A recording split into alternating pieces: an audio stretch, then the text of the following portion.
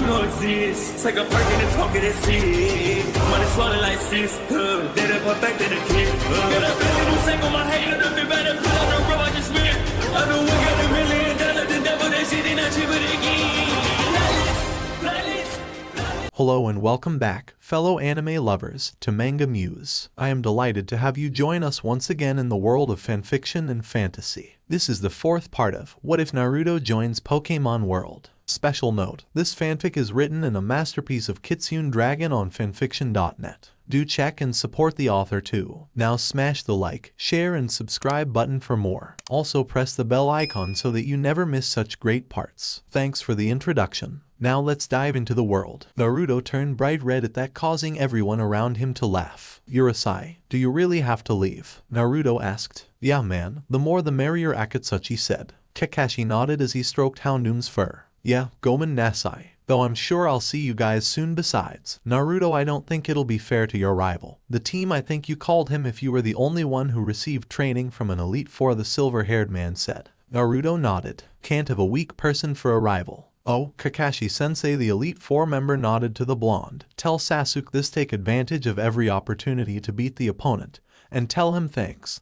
That piece of advice he gave me really helped. The Cyclops of a trainer nodded before waving to the others as he walked through the crowds of people. Naruto took out his badge case and smirked as he watched his badges. 5 more to go, he thought as he looked down at Quilava and smiled at the volcano Pokemon. Come on, we gotta rest for tomorrow. Hinata-chan's contest is tomorrow, Naruto said as he draped his arm around the girl in a friendly manner. Hinata blushed at the close contact, sure she had hugged him a few moments ago. But, oh come on, not again, Hinata-chan. Naruto shook the fainted girl. Akatsuki shook his head. A genius at battle, a baka with respect to girls, and he was the one who got a kiss from Fuka, he added as an afterthought. The next day, good morning, Goldenrod City, Anko yelled out to the crowd. The crowd cheered at the purple-haired woman, some men having hearts in their eyes at seeing the incredibly sexy woman. Alright folks, welcome to today's Goldenrod City contest. Today we have many coordinators, some you have seen before, some you have not, but no one gives a shit, so let's get this contest started. Anko then stepped aside to reveal the judges' table. Our judges are Mr. Deidara, the current Grand Festival champion. The golden-haired man waved to the stands. This contest will hopefully turn out to be a bang. Many of the female populace gained hearts in their eyes at his variations of his catchphrase. Deidara-sama, we love you. And Goldenrod City's nurse Shizyun. The black-haired nurse bowed to the audience. I hope to see the skills today's trainers have brought for us to see. Shizyun smiled. Sadly, Tsunade-sama couldn't be here today due to her having to go back to Celadon to look after the gym for a while as her caretaker was sick today. Anko said with a shrug. A majority of the male contest fans frowned at that. I wanted to see Tsunade's boobs, they sulked, causing some to get hit on the head by their wives, girlfriends, female friends. Anko chuckled at the audience before going to the far end of the stage. Now, let's take a look at today's contestants. The contestants came out one by one. A Jolteon had done a combination of Pin Missile and Thunder Wave to release lightning and fuse projectiles. Another contender had a Pikachu use Thunderbolt with Iron Tail to create rings of electrical energy. Another had a Venomoth show its skill with Confusion and Psychic by having it levitate a multitude of objects and juggle them in the air. Alright, our next contestant. Ino Yamanaka from New Bark Town and the winner of Violet City's contest. Anko announced. The crowd cheered loudly for the winner of the Violet City contest as she ran up on stage. Ino had dressed herself in a pale purple-colored blouse and a matching skirt and a pair of black flats. Her hair was made into a high ponytail with a long section of some of her hair covering her left eye. Go, Oddish! Ino yelled as she threw the pokeball. The sphere spun before popping open, releasing a number of pink petals as Oddish leaped onto the stage. Alright Oddish, sleep powder. A greenish powder floated up from Oddish's leaf before being swept into a miniature whirlwind, the small grass type made by whipping around its leaf. Now mix in some stun spore, a golden mist, mixed in with the green, and the audience OOO'd as they saw the mixture of color. Ino then took out a number of frisbee discs. Use Razor Leaf to knock them down. Ino yelled as she threw a disc into the air. Oddish released a leaf and sliced the disc in half, a trail of the powder mixture behind it. Ino threw 2 discs after, both sliced in half. Ino then held 5 discs in her hand and threw them. Oddish released a wave of leafy projectiles and sliced down the discs all but one. Apparently one of them had veered to the right and avoided the leaf. The object sailed through the air and went into the crowd. Ino nervously smiled at the crowd at her little fumble before she and Oddish bowed and left the stage. Amazing accuracy with that razor leaf. It was a bang though if it weren't for that little mishap with that last disc. Deidara sighed. Shizune nodded. I agree. For such a young Pokemon and a novice trainer, Ino showed great talent as a coordinator. But in this competition you have to be able to carry out your appeals with perfection, Shizune said. Alright, now our next contestant, Sakura Haruno, also from New Bark. The pink-haired girl had her hair flowing over her shoulders as it always had been.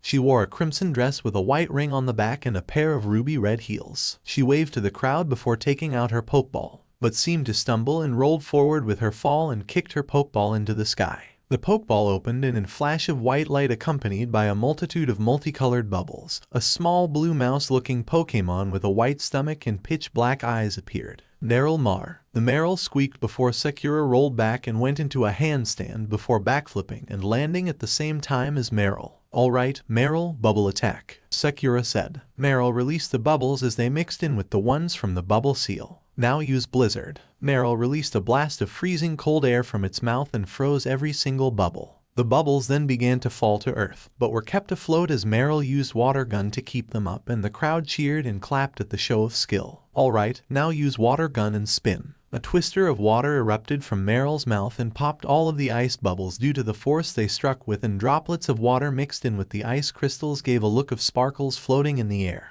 An amazing entrance by Sakura Haruno, Anko exclaimed. I am impressed, Sakura. You certainly went out with a bang today. Though I am curious, did you fall down on purpose or not? Sakura giggled at the question. I did it on purpose, Deidara-san. Amazing job, Sakura. Shizune said. A beautiful combination of water and ice, and that expert use of Blizzard was dazzling. Arigato, Sakura and Meryl bowed to the audience and left the applause as they went backstage. And now, our final contestant for the appeals, Hinata Hyuga, the purple-haired woman announced. A loud cheer echoed from the audience as Hinata ran onto the stage. A few wolf whistles were heard as Hinata stepped out. She was wearing a form-fitting outfit, which was a short dress-like outfit that extended to just below her knees. She wore a pair of amethyst earrings and a pair of black heels. She blushed lightly when she heard the wolf whistles, but waved back, earning a loud cheer from the teenage males. Hinata spied Naruto, who was with Quilava and Eevee and was cheering her on. He noticed her looking at him and winked. Hinata nodded before taking out a ball. Akuzo Butterfree. She threw the pokeball high into the air. A sea of shining dust exploded out from the ball as the bug, flying type, appeared in a flash of white. Alright, Butterfree used poison powder with one wing and sleep powder with the other. Butterfree did as it was told, and its left wing released a sea of purple mist, while the right wing released green.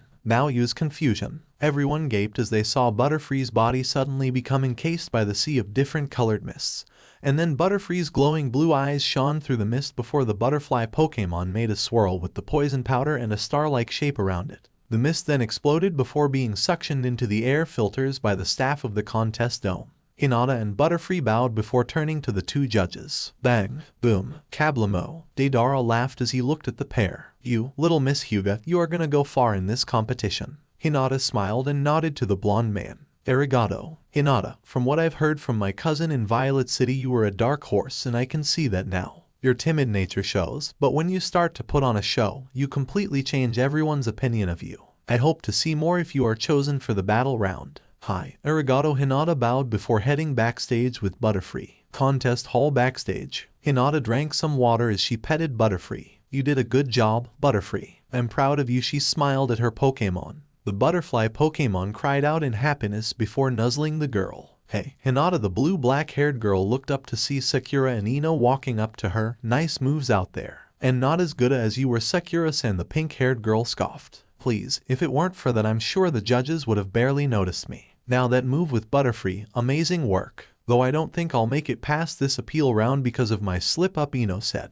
Don't worry, Ino-san, I'm sure you'll do fine. Hinata smiled. Hinata-chan. Sakura and Ino winked at the girl. Hinata blushed heavily at their action before Ino walked up to Naruto. Naruto, the girl walked up to her fellow blonde. Naruto paused as he saw Ino. Oh hey Ino, nice job out there. Too bad you missed that last frisbee, he said. Ino shrugged. What can you do? I missed. Unless I can bend the wind, I don't think that it'd be fixable, Ino said before her eyes widened in realization. The platinum blonde girl smirked at Naruto. So, Naruto, Sakura tells me you're considering something, Ino said. Naruto's eyes narrowed at that before turning to the pink-haired girl. Yeah, and I expected her to keep it a secret. He yelled for the Pinkette to hear it. The green-eyed contender smiled nervously and mouthed an oops. Oh, Ino said, taken aback by Naruto's tone of voice. Sekira, don't tell people my secrets. You wouldn't like it if I told people yours, Naruto said. Sekira's eyes widened when she saw the cold look in his eyes. Sekira gulped and nodded. Hi, Gomen Naruto. I gotta go there. Yanishi left the two and their Pokemon with Ino. Ivia, the evolution Pokemon, jumped into its trainer's lap and cuddled the girl. You did a great job out there, Hinata-chan. Naruto grinned. Hinata blushed lightly. Arigato, Naruto-kun. So, are you going to use Eevee in your contest battles? Naruto asked. Hinata nodded. Hi, I think Eevee would be able to handle fighting her opponents much better with all the practice we've had on the way here, and I used Kakashi-san's advice. It really helped. Hinata smiled. Naruto nodded, but then his poke ear began to ring. Hello? Naruto smirked. Oh hey Aka-chan. I'm fine. Just won my 3rd badge yesterday. Naruto grinned as he bragged to his mother. Yeah, I won't let it get to my head. I'm at the contest hall with Hinata-chan. She just finished her appeal round. Oh, you saw? Naruto smirked. Yeah, she's gonna be a great coordinator. Hinata smiled slightly at the compliments that Naruto and his mother gave her. Aka-chan, we're not like that. PFFT, yeah, love you too. He mumbled the last part. What? No, I will not buy you a dress. No, not shoes either. No, Aka-chan. Naruto's sweat dropped along with Hinata and the Pokemon. No, ya ni, Ka-chan. Naruto hung up and sighed. Crazy Ka-chan, Naruto mumbled, causing Hinata to giggle at that. So, Naruto-kun, where is Akatsuchi-san? The pale-eyed girl asked. Naruto shrugged. He said something about how he was called in by a bike shop and was told to advertise the bike by riding around the city and being the kind-hearted man he is. Akatsuchi accepted, Naruto explained. Hinata laughed a bit. Maybe he'll lose some weight too, Naruto added, causing Hinata to laugh a bit louder before calming down. You should laugh more often, Hinata-chan. The blue-black-haired girl looked puzzled. I like to see those I care about happy, and besides I've rarely hear you laugh. You have a nice laugh, Hinata-chan. The girl blushed as Naruto sported his foxy grin. Eevee and Quilava looked at each other and rolled their eyes. Quill, Quilava, quill. Boy, I am not a baka. Oh, it would help us to know why you're insulting me, Naruto added. There was a bit of silence after that before the speakers in the room came to life. Attention all coordinators, the chosen members for the battle rounds have been decided. Please look at the screen. Hanko's voice resounded through the room as a flat screen appeared from the ceiling. The screen flashed and 8 blank areas were shown on the screen. Sekira's had appeared, along with Hinata's, and surprisingly Ino was not there, just like she said she wasn't. Ino-san didn't make it. Hinata felt sad for her blonde friend. Ino will get over it. She's tough. Well, look at the bright side. You made it. Hinata-chan. Naruto congratulated the girl. Quilava, the volcano Pokemon, smiled before patting both Hinata and Eevee on the head. Eevee nodded. The Eevee, the evolution Pokemon, replied to her fellow Pokemon. Well, good luck, you two. We'll be in the stands. Naruto and Quilava ran back to the stands before Hinata looked at her screen. She was facing off against an older woman by the name of Hikari. She looked to see her opponent was about 20 years old with blue hair. She was wearing a pink frilly dress with dark blue heels. Her brown eyes were looking at Hinata's pale ones as she smirked, full of confidence. Hinata gulped, but did her best to harden her gaze. Alright folks, and the winner is Sekira Haruno, Anko announced as she gestured to the Pinkette and Chikorita as they bowed to the audience and walked off. Now, our next battlers, Hinata Hyuga vs Hikari Nonaka. Anko yelled into her microphone. Hinata sent out Eevee while Hikari sent out a Flareon. Flareon was an orange-colored Pokemon, and the resemblance to Eevee was clearly shown in its body structure. Around the majority of its body, its tail, and atop its head was pale yellow fur. Alright, it's Eevee versus Flareon. We have 5 minutes on the clock, and begin. Anko jumped off the stage. Flareon, Ember, Hikari commanded. The fire type leaped at its pre-evolution and unleashed a barrage of miniature fireballs. Eevee used sand attack to stop those flames, Hinata ordered. Eevee kicked up a large dust cloud that engulfed the fireballs, causing them to reduce to nothing, causing Hikari's points to diminish. Now tackle. Eevee rushed through the cloud, surprising the Flareon and knocking the larger Pokemon backwards. Flareon shook its head before charging forth. Tackle attack, Hikari ordered. Eevee, you use tackle too. Both Pokemon crashed into each other multiple times and Hinata suddenly got an idea. Slide beneath it, she ordered. Hikari and Flareon were caught off guard as Eevee slid on the ground and got beneath Flareon's body. Now kick. Eevee kicked up and slammed all 4 paws into the flame Pokemon's stomach, sending it skyward. Hikari's points went down even further. Now slam it down with your tail and follow up with Focus Blast, Hinata commanded. Good thing she bought the TM52 back in the department store, otherwise she never would have been able to pull this combo off. Eevee complied and jumped before flipping and crashing its tail down on Flareon's body. Eevee then opened its jaws and energy swirled into a ball of sapphire-colored energy. Eevee, the evolution Pokemon, cried out as it released the attack. Flareon got up, and its eyes suddenly took on a reddish hue as the flames in its body built up to unbelievable temperatures. Fire Blast. Flareon opened its mouth and unleashed the large fiery attack. The powerful fire-type move crashed into Focus Blast, causing a large explosion. With Eevee's attack cancelled out, Hinata's points went down, but Flareon didn't finish there. It followed up with Ember, and the flames continued towards Eevee. The attack flew towards Eevee, who let gravity take hold of it to avoid the attack. Quick attack. Hinata gritted her teeth as Flareon crashed its body into Eevee's as soon as it landed. Flareon spun and crashed its tail against Eevee's face before lashing out with a brutal double kick to the face. Alright, Fire Blast. Hikari yelled. Flareon released the powerful attack, and Eevee stood its ground, awaiting the command to dodge. However, both Eevee and Hinata were caught off guard as Flareon ran through the flames and encased itself in fire. Eevee skidded back from the flaming charge and gritted its teeth as it received a nasty-looking burn on its chest. Hinata watched as her points went down by a noticeable amount. Hikari had a noticeable advantage over her, point-wise. Eevee growled before rushing forth. Quick attack. Eevee complied and slammed into Flareon's body before using the force to perform a backflip. Now, Focus Blast. Eevee opened its mouth and released a powerful blue sphere of energy. The attack struck forth and sent Flareon flying back. Flareon rolled with the attack and got back up before unleashing an Ember attack as Hikari ordered. Hikari smirked as the attack made contact and Eevee landed on the ground, but managed to flip and twist so that it landed on its feet. The two contestants glared at each other. Not bad, Hyuga Hikari commented. Same to you, Hikari-san, Hinata stated. Eevee, Focus Blast. Fire Blast, Flareon. Via Flare. Both attacks crashed into each other and caused a large explosion. Quick attack. Both trainers commanded their Pokemon. The evolution and flame Pokemon slammed into each other before Eevee spun and lashed out with its tail, slapping Flareon across the face before using Tackle and sent Flareon rolling on the ground. Flareon raised its head only to gape as Eevee stood above it, a fully charged Focus Blast ready to launch. Huonk. Hinata and Hikari paused as they heard the timer go off. The stadium was silent as they were all too wrapped up in the battle to have been cheering. Wow, I don't believe it, Hikari said. And after a stunning battle, Hinata Hyuga has pulled off a spectacular win, folks. The crowd went into an uproar as Hinata and Eevee's picture appeared on the screen with a large winner displayed above them. Hinata smiled as she hugged Eevee. Well done, Eevee. Via. Eevee grinned widely. Good job, Hyuga, Hikari said as she walked up to Hinata with her tired Flareon. You got spunk, I like that. Hopefully, I'll be able to see you in the grand festival. Only if you do the same, Hinata replied. Hikari extended her hand. Deal. Hinata grasped the older woman's hand and smirked. She finally made a true rival. Yeah, Hinata-chan. Way to go, Hinata.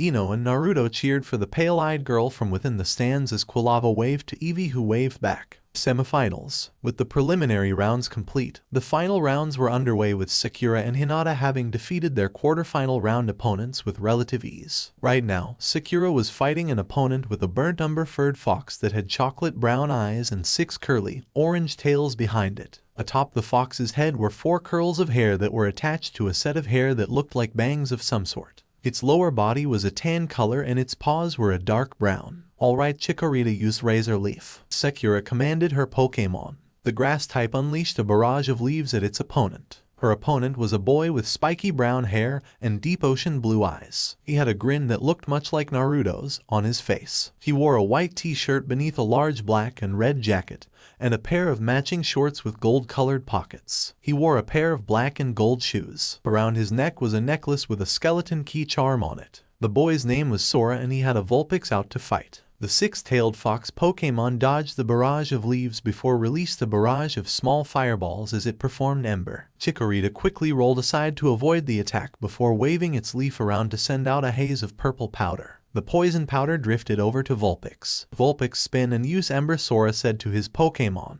Vulpix nodded and began to rotate on its back and unleashed a barrage of fireballs throughout the contest hall, some nearly impacting with the audience. The fireballs dispersed the poison powder and then Vulpix stopped spinning as the sound of Sakura's points decreasing was heard. Now use quick attack. Vulpix rushed forwards and slammed into Chikorita. Use Vine Whip and take it with you, Sakura ordered. The grass type wrapped the Vine Whip around Vulpix's body, sending it flying with it. Chikorita then twisted in the air to land on its feet while also slamming Vulpix down on the ground. Vulpix released a cry of pain from the sudden impact. Now, tackle attack. Chikorita slammed its body against Vulpix multiple times as it performed tackle. Now, Razor Leaf. The grass-type move impacted with Vulpix, sending the fox sliding back before it was ensnared by Chikorita's Vine Whip. Slam it down, Sakura ordered. Vulpix was raised high into the air before being thrown down on the ground with bone-breaking force. Slam it down again, Sakura yelled. Sora quickly looked at the vine and smirked. Will-O-Wisp.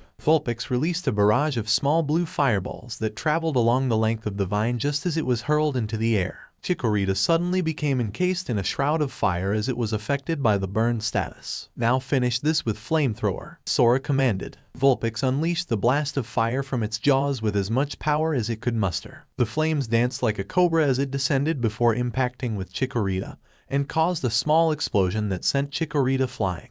The grass type rolled along the ground before revealing itself to be unconscious. Huso, Sakura cursed as she picked up Chikorita. Sora cheered as he gave a high paw to his fire type. Way to go, Vulpix, Sora said before looking to see Sakura giving him a nod of acknowledgement before leaving. Alright folks, and the winner of this match is Sora Yasuharu and his Vulpix. Sora will proceed to the finals. The crowd cheered for the young boy as he walked off. Sora walked backstage and saw Sakura being approached by Hinata, Ino and Naruto. It's alright, Sakura-chan. You win some, you lose some, Naruto consoled his friend. The pinkette nodded with a sad smile. You did a good job out there. The group turned to see Sora walking up to them. Hey Sora, Sakura waved to the brown-haired boy. Nice job on that win. Arigato, Sora smirked. That Chikorita of yours is pretty strong to have handled a fire type like Vulpix. And your Vulpix must be pretty tough too if it took that hit from when Chikorita slammed it into the floor. Sakura complimented the fox Pokemon. The six-tailed fox smirked and its chest swelled with pride. Well, see ya and good luck, Hinata, Sora said as he pointed to the screen that showed the matches. Sakura's image vanished and Sora's was placed in the finals area. Then there was Hinata's picture along with a picture of a blue-haired boy wearing a blue and white striped shirt with a pair of dark blue jeans and white sneakers. Next to him was a picture of a small turtle-like Pokemon. It was a light blue color that had a reddish-orange shell and a yellow belly. Its eyes were a red color. Alright, and now for the final semi-final round. Hinata and Eevee versus Wallace and Squirtle. Anko yelled into her microphone. Win this one, Hinata, Sakura said as she placed her hand on Hinata's shoulder. Win this match and win the contest. Hinata nodded before running out to the stage with Eevee. As Sakura and Chikorita joined Ino, Sunkern, Quilava, and Naruto in the stands, they saw Hinata and Eevee getting ready to fight with Wallace and the tiny turtle Pokemon. Alright, we got 5 minutes on the clock, and let the battle begin, Anko yelled as she leaped off the stage. Alright, Squirtle, water gun, Wallace ordered his Pokemon. The water type released the high-pressure water attack, but Eevee leaped and flipped over the attack, causing Wallace's points to go down a bit as Eevee landed. The evolution Pokemon then went into a quick attack and crashed into Squirtle's stomach. Squirtle skidded backwards before sending forth a swarm of bubbles from its mouth. Eevee used Focus Blast. Eevee released the energy sphere. It burst through the bubbles and went towards Squirtle. Send it back with rapid spin. Squirtle retracted into its shell and began to spin at high speeds. The rotating shell slammed against the condensed ball of energy and sent it flying back towards Eevee. Hinata and Eevee gasped at the feat. Slap it back with your tail, Hinata yelled. Eevee spun and performed a powerful blow with its tail, sending the attack soaring back towards Squirtle. Send it back, Wallace told his turtle Pokemon. Don't let it get away, hit it back. Eevee complied with its trainer's orders. Wow, I can't believe my eyes. It seems we have a bit of a tennis match going on here. Squirtle and Eevee are knocking back that Focus Blast like no one's business. Anko stared in shock. Such power to be able to deflect a fighting-type move of that magnitude. Shizune spoke into her mic. Now this is what a contest is about. Getting your Pokemon to show off their strength in such a manner, it's a bang. Deidara cheered. That's it, Squirtle, use Blizzard, Wallace said as he lost his patience. The blue turtle stopped spinning and released a gust of ice-cold wind that froze the Focus Blast in midair. Hinata's points went down as her attack was reduced to a mere ice ball. Now use Water Gun. The blast of pressurized water sent the frozen spheroid flying back at Eevee. The attack collided with the evolution Pokemon. Eevee yelped in pain as ice shards embedded themselves into its flesh. Eevee yanked out a shard and winced as it spat out the blood-tipped shard. Nice shot, Eevee, quick attack. Eevee launched forward with amazing speed and with such force that Squirtle was sent up. Follow after it, Hinata commanded. Eevee jumped and continued with a barrage of mid-air attacks before flipping and slamming Squirtle down with its tail. Use Blizzard and create a slide, Wallace commanded. Use Focus Blast and shatter it, Hinata said. Squirtle formed a little slide with the Ice-type move and was sliding down it before it was destroyed in a flash of blue light as Eevee used Focus Blast to destroy it. Now, bite attack. Eevee opened its jaws and bit down on Squirtle's arm. Throw it away and then finish it with Focus Blast. Eevee complied, but as the Focus Blast was about to meet Squirtle, a green shield of energy surrounded it. Hinata's points went down as the Protect attack stopped her attack. Amazing. Just as Hinata was about to pull off a win, Squirtle comes back with a quick Protect attack and saves itself. Anko gaped. Blizzard. The Ice-type move froze Eevee's limbs in place. Now follow up with Rapid Spin. Eevee, quick, break through with Focus Blast and then use Quick Attack. 20 seconds on the clock, people, Anko announced as she watched the timer. Eevee broke through and used the force of the explosion from Focus Blast to go upwards while also sending Squirtle flying back, causing Wallace's points to decrease dramatically as it was met with a quick attack. 10 seconds. No Squirtle. Wallace cried out in shock as he saw Squirtle being knocked back by the full body tackles of Eevee's rapid use of Quick Attack. Finish it with Bite. Eevee opened its jaws and clamped them down on Squirtle's neck. Squirtle froze as the fangs injected themselves into its flesh. Eevee pulled back as Squirtle fell to the ground. Eevee licked a little bit of blood from its teeth and then yipped. Winner by knockout, and with only 2 seconds left, the dark horse, Hinata Hyuga. A great battle. I look forward to her match in the finals. Alright folks, after this commercial break, we'll be back for the final match between Hinata and Sora. Who will come out on top? Find out soon. So those who are watching this at home, don't move from that couch. Backstage, Hinata sighed in relief as she rested against the wall. Well, Eevee, we made it to the finals. VERYYYY. Eevee cried out in happiness as it was given a few super potions and ethers to regain its energy. Wallace then walked up to Hinata and nodded. Hinata-san. Hinata looked up and stood up to talk to the blue-haired boy. Hi, Hinata asked. Wallace fidgeted as he looked at Hinata, who was very confused at his behavior. He suddenly began to twiddle his thumbs. VERYYYY. Eevee asked. Wallace froze at the sudden voice of the evolution Pokemon and then looked up into Hinata's pale eyes. He dropped down on knee and grabbed Hinata's hand. Hinata-san, your ability to fight is inspiring. Not only that, you are also a beautiful specimen of feminine grace. Hinata blushed deeply at the compliments, but was completely caught off guard by his next statement. I've decided that you should be my girlfriend. Hinata and Eevee gaped at the boy. I know we've just met, but you and I were destined to be together. Hinata backed away from the boy. Gomen Nasai, Wallace-san, but there is no but. Our love cannot be caged. Be with me, Hinata-chan, Wallace said as he neared Hinata's face. Hinata's figure could only remain still as her brain went into overdrive trying to understand just what in the fucking name of hell was happening. Wallace drew nearer only to be pulled back. Hinata and Eevee's eyes widened as they both looked to see Wallace was pulled back by the blue-eyed blonde. Sakura and Ino were off to the side, slack-jawed at the scene they had just witnessed. Hinata-chan ... What is he doing? Naruto asked as he bared his teeth at Wallace. The blue-haired boy narrowed his eyes at Naruto. Oh, I see. There is another. Well, I will prove to you that my love for you is greater, Hinata-chan. I shall return. Wallace removed Naruto's grip on his shirt before running out of the contest hall. Naruto and Quilava looked at the retreating boy's back. Hinata-chan, Naruto asked with a confused expression. Hinata turned and coughed slightly. Hi, and Naruto-kun.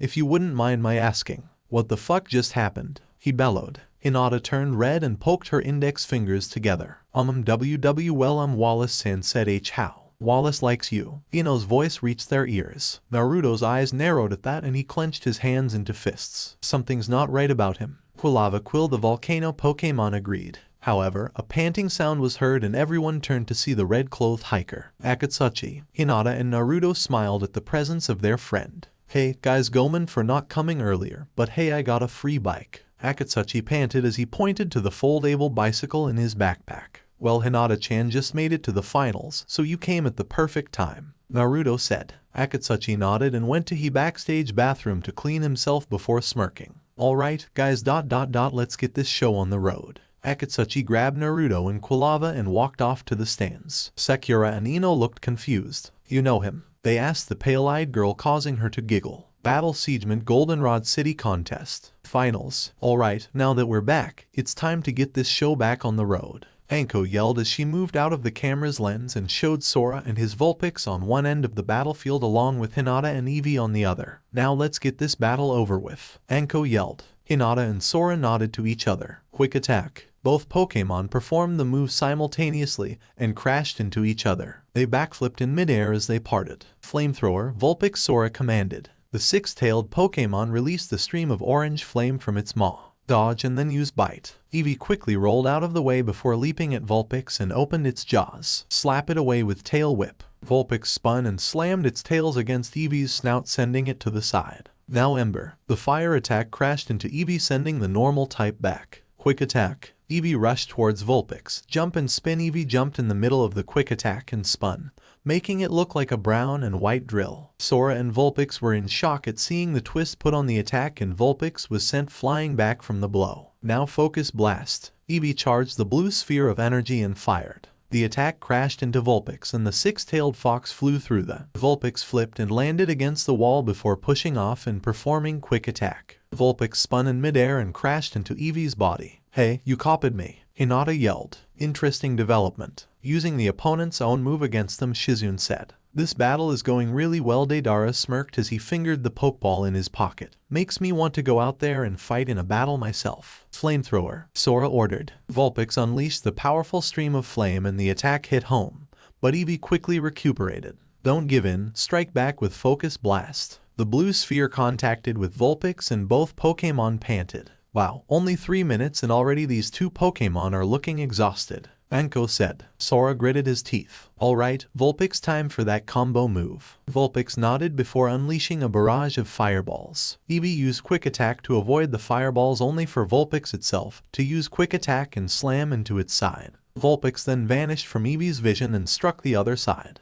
Vulpix then appeared beneath Eevee's chin and crashed a powerful headbutt to it. A clack was heard as the lower jaw met the upper jaw and Eevee flipped in midair as it was sent skyward. Now kick up and slam it back down with your tail. Vulpix did as it was instructed and followed after Eevee as it was kicked up. The fox flipped and slammed its tails down on Eevee. Now use Quick Attack coupled with Flamethrower. Vulpix dove down and began to rotate at high speeds before releasing a powerful blast of fire. Volo. The attack hit home, and Vulpix dove into its own flames. With the use of Flash Fire, its speed and power increased. A resounding boom was heard as the fiery Pokemon released a shockwave of orange-yellow fire. Vulpix panted as it stood above a pained Eevee. 1 minute left. Eevee has been knocked down by that fiery combo from Vulpix and Sora, but can it get back up? Anko asked more to herself than to the audience. Come on Eevee, get up, Naruto yelled. Eevee, you can do it, Sakura encouraged. Eevee, Ino said. Hulava. The volcano Pokemon called out to its friend.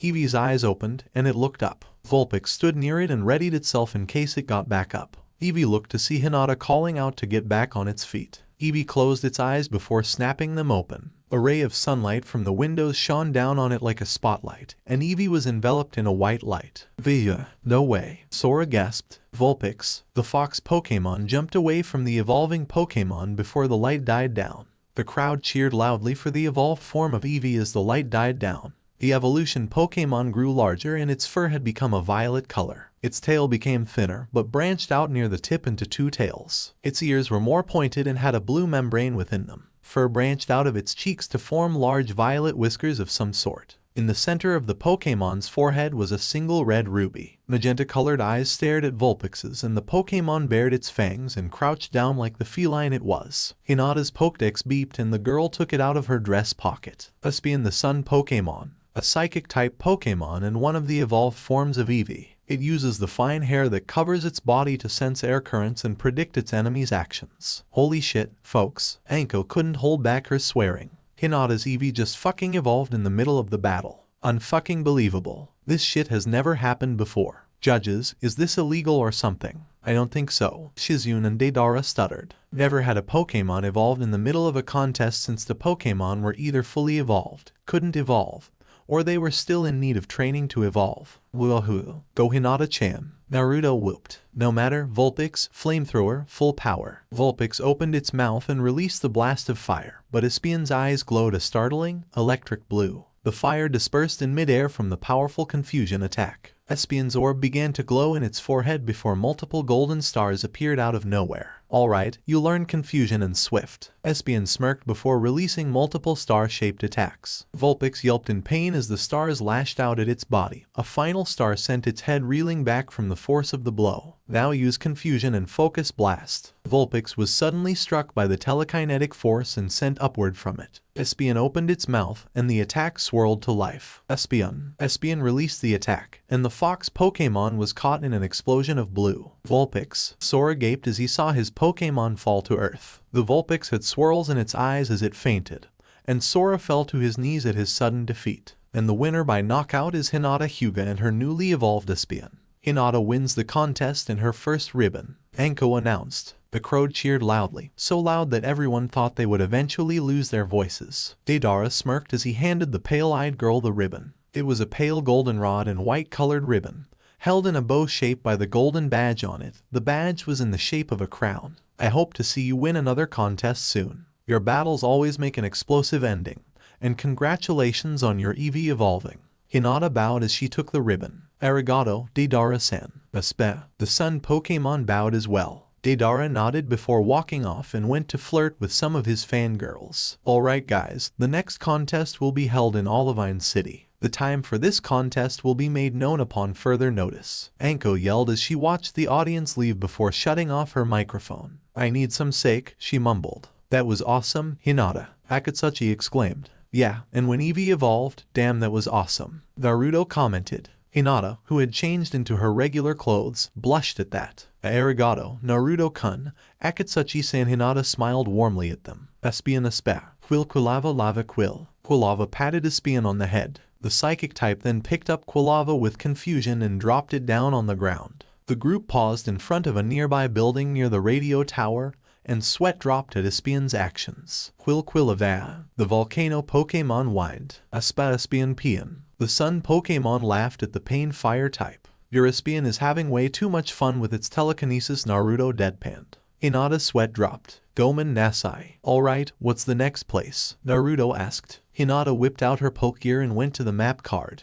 Well, it shows the nearest place is Ecruteak City, but it'll take a while since Route 35 passes through the national park and then you have to go through Route 36, Hinata explained. So is there a gym in Ecruteak City? Naruto asked. Akatsuchi nodded. Hi, the Ecruteak City gym leader is said to be very good with ghost types, Akatsuchi told his blonde friend. Naruto nodded. Alright, oh, and maybe we'd be able to see Hinata-chan's family. Her uncle, Hisashi, I think his name was. Hinata nodded in confirmation. And my cousin, Neji, Hinata said. The blonde grinned. Then we leave Tomo. Hinata and Akatsuchi and the Pokemon looked confused at Naruto's sudden pause. Naruto-kun, Naruto. Naruto raised his hand and quickly pulled the two aside and hid behind a building. Espeon and Quilava followed. What's wrong? Akatsuchi asked. Naruto gritted his teeth as he stared at the entrance to the radio. The other followed his gaze and glared at the scene. Before them was the blue-haired boy from the contest. It's W.W. Wallace-san. Hinata said with shock, but it wasn't that alone that caught their attention. It was the fact that Wallace was wearing a pure black set of clothes, white boots and gloves and a black beret,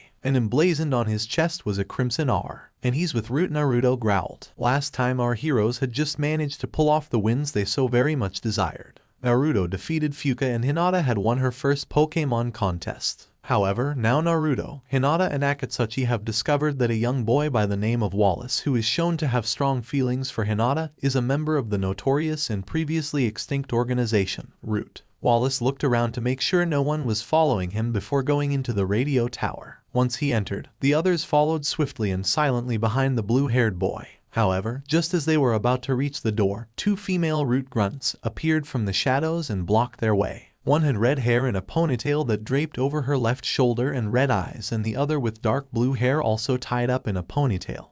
But it draped over her right shoulder, and she had similarly colored eyes. Whoa there, the grunt spoke. This radio tower is strictly off limits to civilians. Only Root members are allowed inside. Mama. Naruto waved them off. But we just want to see the inside. We're tourists, you see. Me and my girlfriend here from the Kanto region. He snaked his arm around Hinata's waist, causing said Hyuga to turn bright red from the proclamation and the action that Naruto did. Our tour guide said the radio tower is open to all, and he said he was here earlier this morning. The Root grunt scoffed. Yeah, well listen here Gaki, that option is no longer available. The owner of the radio tower is dealing with some electrical problems within the tower, so no one is allowed inside. Now beat it you three, you and your Pokemon. The grunt pointed them away from the tower, glaring at Quilava and Espion. Fine, come on guide, Naruto said as he walked off with Hinata, his arms still around her waist. As the five walked off, they didn't notice the two grunts sigh in relief. That was close, they would have ruined the plan. However, the two grunts glanced to the side when they saw Wallace walk out the door. Ruby-san. The blue-haired boy saluted his superior. Wallace, I need you to make sure that everything is ready for the plan that is to take place this evening. The redhead, now identified as Ruby, said to the boy.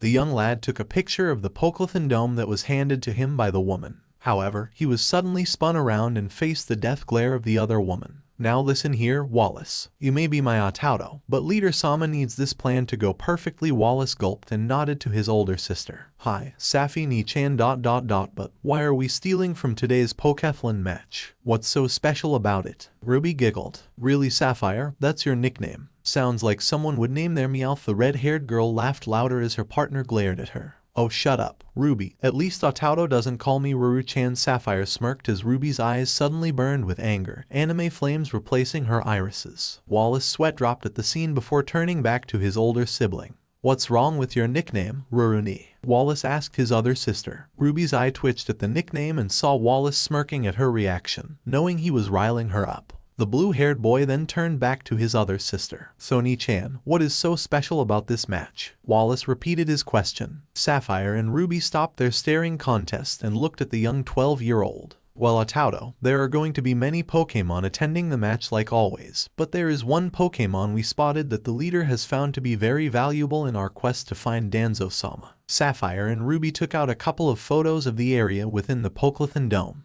However, there were a few zoomed-in pictures which revealed in the shadowed areas of the dome was a Pokemon. The Pokemon was a Vulpix only instead of the regular reddish-brown fur it had. This one's fur was a golden-yellow color, its eyes were a bronze color, and the tails and hair atop its head were a light orange color. Its fur seemed to shine, even on the picture. It's a Vulpix, but why is it a different color? Wallace asked. These are one of the legendary shiny Pokemon that people have been known to see. There are very few present in the entire world. At least a few hundred of each species of Pokemon are present, which is quite small in comparison to the fact that there are more than 1,000 members of each Pokemon species, Ruby explained. So what are we going to do with the Vulpix after we catch it? Wallace asked. We're going to study it in our labs at the Root HQ in Mahogany Town. Shiny Pokemon have a special quality that allows it to become stronger than its original form. Also, they are said to have been Pokemon blessed by the Pokemon gods of the sky and sea of the Johto region, Sapphire told her little brother. The young, naive boy gulped as he was told of some of the more gruesome tests that were done in the HQ labs. So during the Pokemon, we're going to cause a distraction by sending in a platoon.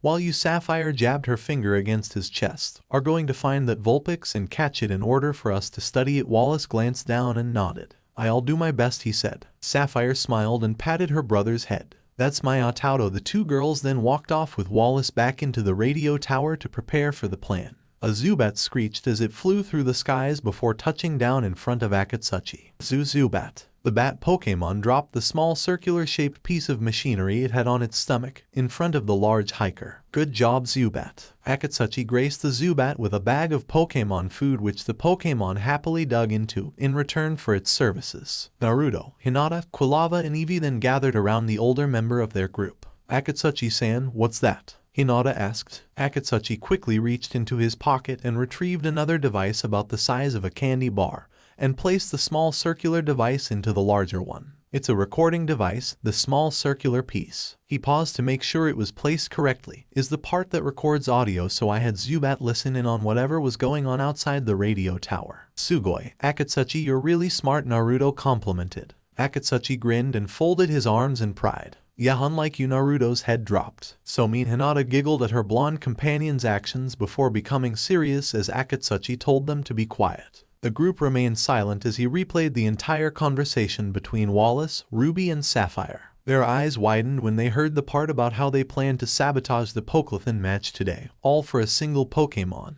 Even if that Pokemon was a rare shiny Pokemon. We have to get this to the police, Hinata exclaimed. Akatsuchi nodded before getting up before looking at Naruto. Naruto, in every city there is a police force building. This one is found on the eastern edge of the city, so have Pidgeotto deliver this recording to them. Naruto nodded and tossed out Pidgeotto's Pokeball, revealing the flying type. Kijuo. The flying cried out as it was released. Pidgeotto, there's a police building on the eastern part of town. Naruto pointed to the east. Deliver this to them. Pidgeotto nodded to its trainer as it took the recording device in its talons. Also, Pidgeotto, the police building is a blue and white building that looks like this. Akatsuchi reached into his pocket and fished out his digital camera. He showed the flying type the building before it released a cry and sped off to look for the building. Wait a minute, Naruto tapped his chin and thought. The crest on that police building ... It looks just like the fan of the back of Sasuke's shirt. Hi, Naruto-kun. Sasuke's ancestors were the founders of the police force. The Uchiha police force, they are called.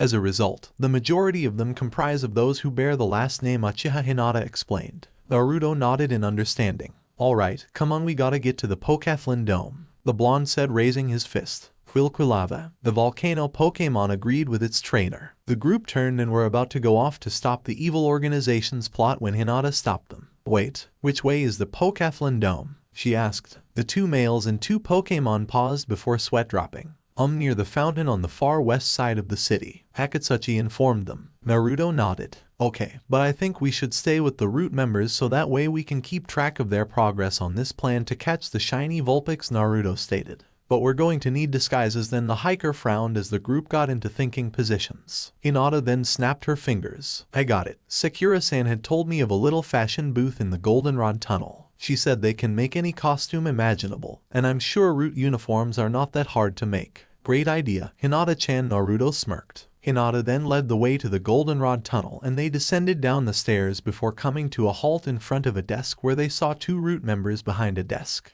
So they cursed in their minds. Quilava and Espion prepared for battle, but got confused, along with their trainers and Akatsuchi, when the two grunts looked up and smirked as the three of them. Aw, great, you must be some of the new recruits we've been expecting. Come this way. The grunt stepped out from behind the desk and dragged the three of them over to the changing booths. The second grunt then walked over with a measuring tape and measured their height, waist circumference, and foot sizes before going into the nearby trunk and retrieved 3 track uniforms, 1 blue, 1 yellow, and 1 red, in their respective sizes. Here you go, you three, now go in and change. We gotta pull off a big job this afternoon, so hurry up. One of our admins requested you guys get as much experience as you can in the field. The grunts pushed the 3 into the changing booths. Don't worry, we'll keep an eye on your Pokemon for you. The grunt glanced at the Volcano and Sun Pokemon as they narrowed their eyes at him. A few seconds later, the 3 returned in their new outfits. Hinata's was shown to have a black and red tracksuit with a white collar and white lines running along the sleeves and on the sides of the pants, which came down to just above her knees. However, she wore her jacket over her figure as she was still a self-conscious person, and the suits were rather form-fitting.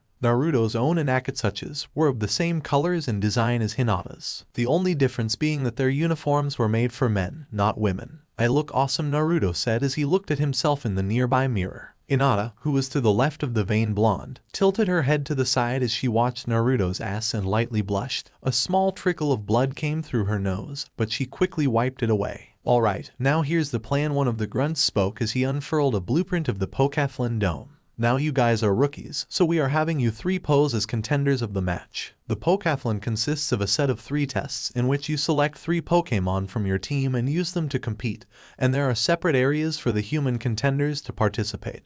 Thus you will be working alongside your Pokemon. We don't expect you to win, of course, seeing as you guys are at least 12. The grunt looked at Naruto and Hinata. And 18, he turned to Akatsuchi. Now then, Vulpix have high levels of speed, so we are hoping that the track and field events will be up. The track and field events consist of a variety of tests, but out of them all, they only choose 3, and these 3 tend to be the most common. The room suddenly darkened and a projector turned on, revealing a slideshow of images. One is the hurdles, in which you have your Pokemon jump over a set of hurdles. The second most used track and field event tends to be the disc catch, which, as the name implies, your Pokemon have to jump and catch as many discs as possible before the time runs out. And finally, the relay race, which is also, as the name implies, only with Pokemon. The grunt informed the 3 recruits. As the race is about to start, that is when we will jump in on our helicopters and drop down some smoke bombs to cover the field and take that Vulpix along with some other strong Pokemon we could find. Per the admin's orders, we get in, we get out. Are we clear? Akatsuchi, Naruto, and Hinata stared dumbly at the schematic, but managed a nod. The plan was well thought out. Great, good luck you three. The transport is waiting outside. The grunts saluted and the three left with Quilava and Espion. As they exited, they paused when they saw a black car, most likely for them seeing as there was a chauffeur standing by the open door and was wearing a ring with the root symbol on his left hand. The trio and the Pokemon climbed into the car before heading off to the dome. Pokemonunite Dome. The group walked through the doors with Quilava, Espion and Akatsuchi's now released Geodude. As they neared the front desk, there was a loud commotion to their left and they turned to see a large man with white hair tied back in a ponytail and a bushy white mustache. He was wearing a blue shirt with matching pants which were decorated with silver stars. A dark blue jacket was worn over the shirt and finally a pair of black cowboy boots completed the look. His black eyes became upside down as he smiled at the people crowding around him, only to have the large, blue muscular Pokemon next to him, a Poliwrath, stamp its foot down in annoyance at having its trainer bothered.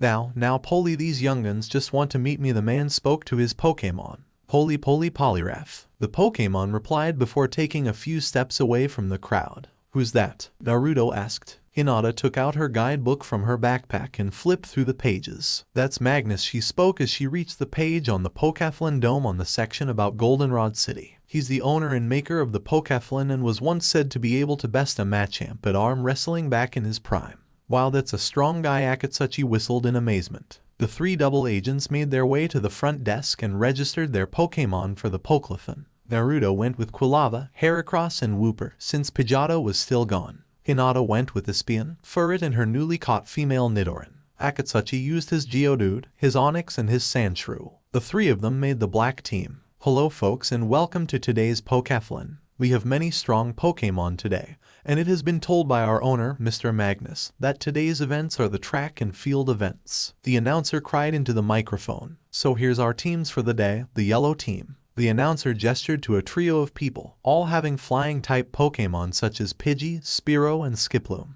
The red team. This team was made up of speedy fire types like Growlithe, and our protagonists noted the presence of the golden Vulpix. The blue team. The team had a set of ground types like Sandshrew and Sandslash, and the black team. The crowd roared in delight at seeing the event. And now for the first event, the hurdle event. The announcer gestured to the track nearby as it began to whir, and suddenly a number of hurdles were shown. Trainers and Pokemon must leap over these hurdles, and the first team member to make it to the end wins the event for that team. The trio performed alongside their Pokemon just like the other trainers. However, Naruto and Hinata were very young and Akatsuchi wasn't really built for jumping. But he was doing well. However, due to their being young, they were quite short and nearly tripped over all of the hurdles, making them drag into last place, and due to their height, with respect to Naruto and Hinata, and weight, with respect to Akatsuchi, they were unable to completely leap over a good number of the hurdles. They crossed the finish line, the crowd still cheering for the event. After the points were tallied, they moved on to the disc catching round. Wow, unbelievable. The novice black team is really taking it home. That Onix is really taking advantage of its height, while the Espion and Quilava are performing a tag team jump, using each other to reach higher discs. Folks, this is how a team should act, the announcer yelled as he saw Espion throw Nidoran into the air to catch a disc before Quilava given a boost by using Wooper's hard head as a springboard. Heracross used its wings to fly up and catch numerous amounts of discs with ease while also helping Hinata's Furret as it stood atop its back. Zubat and Geodude were making good use of their wings, ability to levitate. The timer buzzed and our protagonists won the disc catching round. We actually won, Akatsuchi said in surprise. Yata. Naruto hugged Hinata in joy before going to his Pokemon and doing the same. Hinata blushed like a tomato as she still felt the warmth from Naruto's short embrace. After the brief intermission, the Pokemon began to line up along the starting line for the relay race. Alright folks, it's time for the final event. The coveted relay race. The crowd cheered louder than they had ever had as they watched the Pokemon's legs tense up, ready to run. Alright, one Pokemon from each of the three team members will take part as the relay team. Naruto, Hinata and Akatsuchi chose Quilava, Espion and Geodude respectively. Okay, the race will now commence in. Pokemon on your marks. The plan's about to start. Where is Pidgeotto with those policemen? Hinata whispered to her crush as she spied the shiny Vulpix off to the side, jumping up and down as a warm-up exercise for the race. I don't know, but hopefully he'll come back quickly, Naruto replied. Also remember to keep an eye out for Wallace. He's the one going for the Vulpix, Akatsuchi reminded the two younger people. The race will start in 3, 2, 1, and... However, before the announcer could say start, the sound of whirring helicopter blades made themselves known. Everyone looked up at the large Blackhawks, a large red R emblazoned on each of them. The helicopters opened hatches beneath themselves before releasing multiple black bombs. The crowd went into a panic, and Magnus, who was watching the Pokathlon today, was in complete shock over what was transpiring. "And Nani," he gaped, but then he saw the bombs fall. As they hit the ground, they released clouds of black smoke that covered nearly the entire field. Then ropes fell from the same hatches and root grunts began to descend from the helicopters. "Alright men, search for whatever strong Pokemon you can find." One of the grunts, obviously a superior one, yelled to the others. "Hi." The others' grunts responded before running through the smoke to look for the Pokemon. One of the smaller grunts, a blue-haired boy, searched the stadium for the shiny Vulpix we was assigned to take. However, as he was running, he slammed into something. "Itachi." The person cried out in pain as they were knocked down, Wallace falling on top of them. As Wallace shook his head to rid himself of the cobwebs that now filled his head, he opened his eyes to stare into the pale purple eyes of one Hinata Hyuga. "Wallace-san," she gaped. Hinata-chan." He quickly got up, Hinata following suit as she stared at him, that stare turning into a glare. "You're with Root," she growled, and she whistled loudly. A few seconds later, Espion appeared by her side, glaring at the blue-haired boy. Wallace gritted his teeth before sending out his Squirtle. "Gomen Nasai, my love, but we will have to meet another day. I hope we see each other again." He winked at her and blew her a kiss. "Squirtle, use Blizzard." The tiny turtle Pokemon complied, and then a large wall of ice erected itself in front of Hinata, separating her from the enemy. Kyuso, the normally shy girl, cursed. "Espion, break it down with Focus Blast." Espion nodded and launched forth the blue sphere of energy. However, the resulting explosion only caused a large crack in it. "It's a larger wall than I thought, and I can't tell how large it is with all this smoke." She turned to her Pokemon. The smoke then began to clear as the yellow team, who had flying types, had one of their Pokemon use Whirlwind to scatter the smoke. Everyone gaped as they saw the Root members surrounded a large net where the Pokemon were captured. The heavy metal weights attached to the ends of the nets kept them from getting up. Even Akatsuchi's Onix was strapped down by the weight of the net. "Wallace, do you have the Vulpix?" Ruby shouted to the boy. Wallace ran up to the red-haired woman with the unconscious fox Pokemon. Its trainer gasped, "Hey, give me back that Vulpix." The trainer was a young girl, about 15 years old, and had long orange hair and brown eyes. She was wearing a red tracksuit signifying she was in fact on the red team. She then called out her other two Pokemon, a Weepinbell and a Quagsire. "Weepinbell, Razor Leaf. Quagsire, use Water Gun," she commanded them. The two Pokemon aimed their attacks at the kidnapper of their fellow team member, but Wallace rolled on the ground to avoid the attacks. "That's your Vulpix?" Naruto and Akatsuchi asked the girl as they were right near to her. "Hi," the girl replied as she told her Pokemon to take down the Zubat in an effort to find her Vulpix amongst the large flock of them. "So, let's get your Vulpix back." Naruto turned to Quilava, whose flames ignited. Quilava, Ember. Quilava unleashed a barrage of small fireballs at the grunts, causing them to fly back from the small explosion. But they quickly recovered and took out some Pokeballs. "Go Zubat." A horde of the bat Pokemon flew through the air and screeched. Naruto reached to take out Flaffy when he realized he had left his backpack in the team's room where they were to prepare before the competition, and his belt that had his Pokeballs were in the backpack. "Kyuso, fine Whooper, go." Naruto yelled, but he looked to see his water type was trapped beneath the net with Heracross along with everyone else's Pokemon. The only free Pokemon were the Pokemon of our protagonist trio. "Geodude, use Rock Throw," Akatsuchi told his Pokemon. The floating boulder nodded before raising its arms and slamming them on the ground, allowing its fingers to penetrate the dirt. Geodude pulled out two large rocks and then chucked them at the Zubat horde. A large number of them were hit with the super effective attack, causing many to faint. "Quilava, use Flame Wheel," Naruto commanded. The volcano Pokemon morphed into a rotating wheel of fire and rushed towards the Zubat. "Zubat, use Confuse Ray," a few grunts commanded.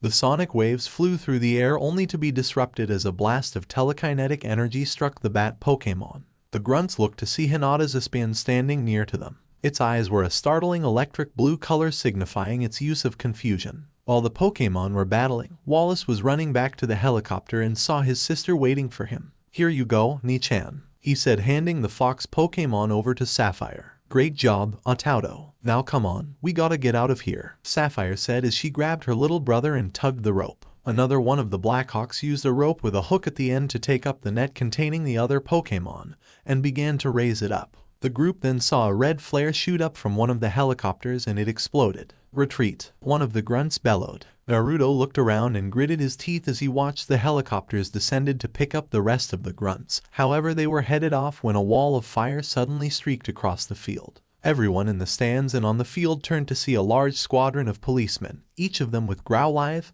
The lead one had an Arcanine. Above them was Naruto's Pidgeotto. Pidgeotto. Naruto called out to his flying type. The bird flew back to Naruto and perched atop his shoulder. "Alright men, take down those copters. Make sure they don't escape with the Pokemon." The officer with the Arcanine yelled. "Hi." The Growlithe and their trainers then ran into the fray and began to take down the Zubat horde with their Growlithes, all using flamethrower. The power of the fire-type attacks showed that they were extremely well trained. "Fuso, get us out of here," Sapphire yelled to the pilot as Ruby pulled up the rope to the copter. The pilot nodded and the copters began to rise.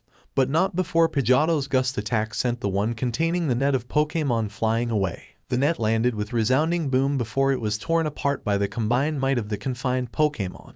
The Pokemon released their cries of joy and ran up to their trainers. Wooper, Heracross. Naruto was tackled to the ground by his two Pokemon. Nidoran and Furret jumped into Hinata's arms and licked her face with joy, causing her to laugh at the tickling feeling, while Akatsuchi's Sandshrew latched onto his face in happiness as Onyx nuzzled him. The happy moment was later ruined, however, for the sound of a helicopter still filled the air. The helicopter containing the shiny Vulpix was able to escape Pidgeotto's powerful gust attack. Hinata looked up and saw Wallace looking at her with a look of regret, causing her eyes widen in surprise. The Blackhawk took off and left the area for Mahogany Town. "No, my Vulpix." The trainer of the shiny Pokemon fell to her knees as the Uchiha police force helped her up. "It's alright, miss. We'll do whatever we can to ensure that you get your Vulpix back," the officer said. "Now come, we need to take you in for a few questions and then you can go home." The girl nodded before pausing as she saw Naruto, Hinata and Akatsuchi. She walked up to them and looked them in the eyes. "Gomen Nasai," Naruto said.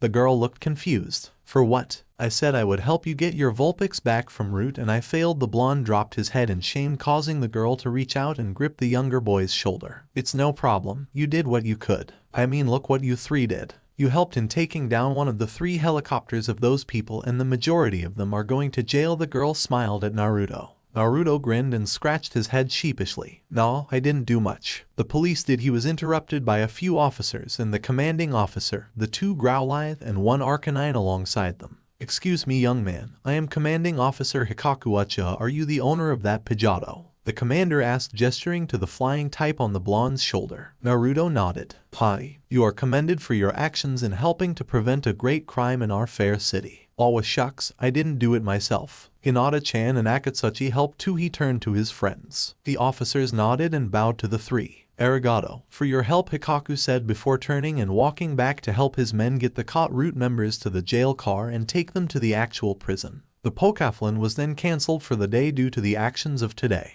The competitors and the members of the audience began to exit the dome. The trio, along with their Pokemon, went back into their team room and changed back into their regular clothes. Naruto returned Heracross to its ball, but Wooper decided to remain outside for a while as it rested atop Naruto's head. Hinata and Akatsuchi returned all their Pokemon, minus Espion and Geodude, to their balls as well. As the group was about to leave, they were met with a slightly familiar face. It was the trainer of the shiny Vulpix. She walked up to Naruto and looked down at the shorter boy. "Oh hey, you're that trainer of that shiny Vulpix," Naruto said. She nodded. "Hi, I just wanted to thank you 3 again for trying to help me get my Vulpix back. Unlike other people... She looked at the other contestants who were too stupid to have not done anything. "So... what's your names?" the girl asked. "Hinata, Hyuga." "Oh right, I remember seeing you on the television. You won the contest yesterday. Really cool job." Hinata blushed at the praise. "Arigato," the pale-eyed girl replied. "I'm Akatsuchi Miyake." Naruto Uzumaki, the next champion of the Johto region," he replied. The girl giggled at the boy. "Johto champion, huh? Well, I'm Suzuki Rise, one of the many people that are going to stand in your way of becoming the champion." Suzuki grinned. "You're going for the Johto League too?" the blonde asked. Suzuki nodded and held 2 fingers. "I have 2 badges right now. I'm going to challenge the Goldenrod City leader soon." "How many do you have?" 3, he stated with pride. Quilava Quill, the volcano Pokemon, nodded. Woopa Woopa, the mudfish Pokemon, tilted its head to the side, causing everyone's sweat drop at the blank look on its face. "So, 3 badges, huh?" Naruto nodded. He lost the first time Akatsuki informed Suzuki, causing Naruto to become enveloped by a dark cloud of shame. Her Miltank beat all 3 of his Pokemon that time. Hinata added, causing the cloud to become larger, and rain and lightning bolts came from the sky. Suzuki blinked as she saw Naruto's thundercloud of shame. I don't think he likes to be reminded of that, Suzuki commented as she waved away the thundercloud from over Naruto's head. Suzuki then tapped Naruto and he raised his head. Here's my number, she said. Naruto looked to see the girl's Pokegear displaying her number. Why? So that way we stay in touch. You're obviously going to find Vulpix before me since you have 3 badges and are going to be heading for Ecruteak City soon enough. Oh, okay, Naruto said as they exchanged numbers. After that, Suzuki smirked at the younger trainer. Well, I best be going, Suzuki said. However, as she turned, Naruto called out to her. Suzuki. The girl turned to see Naruto's eyes staring at her, unbridled determination burning within them. We will find your Vulpix. I promise you that. Suzuki giggled and nodded. I'll hold you to that promise, she called back before leaving. Afterwards, the group left the dome only to once again be halted. Before them was Magnus and his Poliwrath. I was told by the police that a young blonde boy with spiky blonde hair helped alert them of the tragedy that befell my wonderful arena. Magnus spoke as he walked up to the trio. Naruto glanced around before pointing at himself. Me? He asked stupidly, causing everyone to sweat drop. Of course it's you, Baka, Akatsuki said. Geodude, the rock type, shook its head at Naruto's stupidity. Hi, you. I just wanted to thank you and your friends for helping to put a stop to the organization from trying to steal the trainer's Pokemon, Magnus said with a grin. Poliwrath, at the fighting water type, hugged the 3 in a bone-crushing hug, along with their Pokemon. They cracked at the force of the hug, causing them to comically faint from the pain, drool falling from their mouths and their eyes becoming circular and completely white. Magnus chuckled at that as Poliwrath rested them all back down on the ground. Your Poliwrath hurts, Akatsuki said as he pushed his back into place. Gomen. Poli gets excited by people he likes. They all turned to see Poli crying a river of tears as he nuzzled Wooper. Naruto returned Wooper to its ball so as to save it from the wrath of Poli's nuzzling. Anyways, as a token of my appreciation ... here's a rare item I had back from when I was in my youth. Magnus reached into his pocket and pulled 3 pieces of candy wrapped in blue wrapping paper. He placed one in each of the 3 trainers' hands. The 3 looked confused as they looked at them. These are just pieces of candy. What would these do? Naruto asked. Magnus smirked. They just seem like regular pieces of candy. But the truth is that these are actually special types of candy known as rare candy that help increase the level of your Pokemon and thus make them stronger, Magnus explained, causing them and their Pokemon to gape in shock. Really? Naruto quickly reached for Dratini's Pokeball when he realized something. Oh right, I left Dratini at the daycare center like Kakashi-sensei told me. Naruto shrugged and then took out the next best thing. The orb shook and opened it to reveal his Wooper. Your Wooper looks well trained, Magnus said now that he got a good look at the Pokemon. Naruto ignored the man's compliment and gave Dratini the rare candy. The water type sniffed the delicacy before opening its mouth and crunched down on the candy. Wooper released a cry of happiness before it froze. Naruto's Pokedex beeped and he took it out. Your Wooper has now gained the ability to use the attack Mud Bomb. Would you like to forget a move to learn Mud Bomb? Naruto gaped. Awesome. Naruto grinned as he chose yes on the option box that appeared on the Pokedex. Mud Bomb was a powerful ground-type move and would surely aid him in his battles. Please choose a move you would like to forget. Water Gun, Slam, Leer, and Mud Shot. Naruto chose to forget Leer as suddenly a blue beam of energy rocketed from the Pokedex. The blue beam then retracted back into the Pokedex. Your Wooper now knows Mud Bomb. The Pokedex spoke before beeping and went into sleep mode. Wooper blinked before it suddenly opened its mouth and released a powerful sphere of mud. The attack was extremely powerful as shown by it sending Magnus Poli skidding backwards from the force. Holy Poliwrath, the final evolution of Poliwag, shook its fist at the mudfish Pokemon. Wooper shrunk away before making its way to Naruto and rested against his shoulder. Wooper, it said in an apologetic tone. After that little show, Hinata gave her own to Tojbi, allowing it to learn Sweet Kiss, while Akatsuki gave his own to his Sandshrew, allowing it to learn Rollout. After that, Magnus left and the trainers returned their Pokemon to their Pokeballs. Come back anytime, he told the group. The trio nodded before walking off. Naruto sighed as he placed his hands behind his head. So we beat Fuka-chan. We won a contest, beat Root, and got rare candies ... The only problem with that is that we didn't get to save Suzuki's Vulpix. Naruto frowned. Well then, we're just going to have to get stronger then, Akatsuki said with a smirk. Hinata giggled. Hi, to Ecruteak City then? She asked her blonde friend. Naruto grinned his infamous foxy grin. To Ecruteak City, he yelled and ran off with Quilava at his side. Hinata and Espion followed after. Akatsuchi shook his head as he looked at Geodude. So Geodude ... what do you think? Geodude Geo the rock type replied. Yeah, I think they're a fun duo too. Hey guys, wait up, Akatsuchi said as he ran after the two preteens and their starters. Mahogany Town Team Root HQ.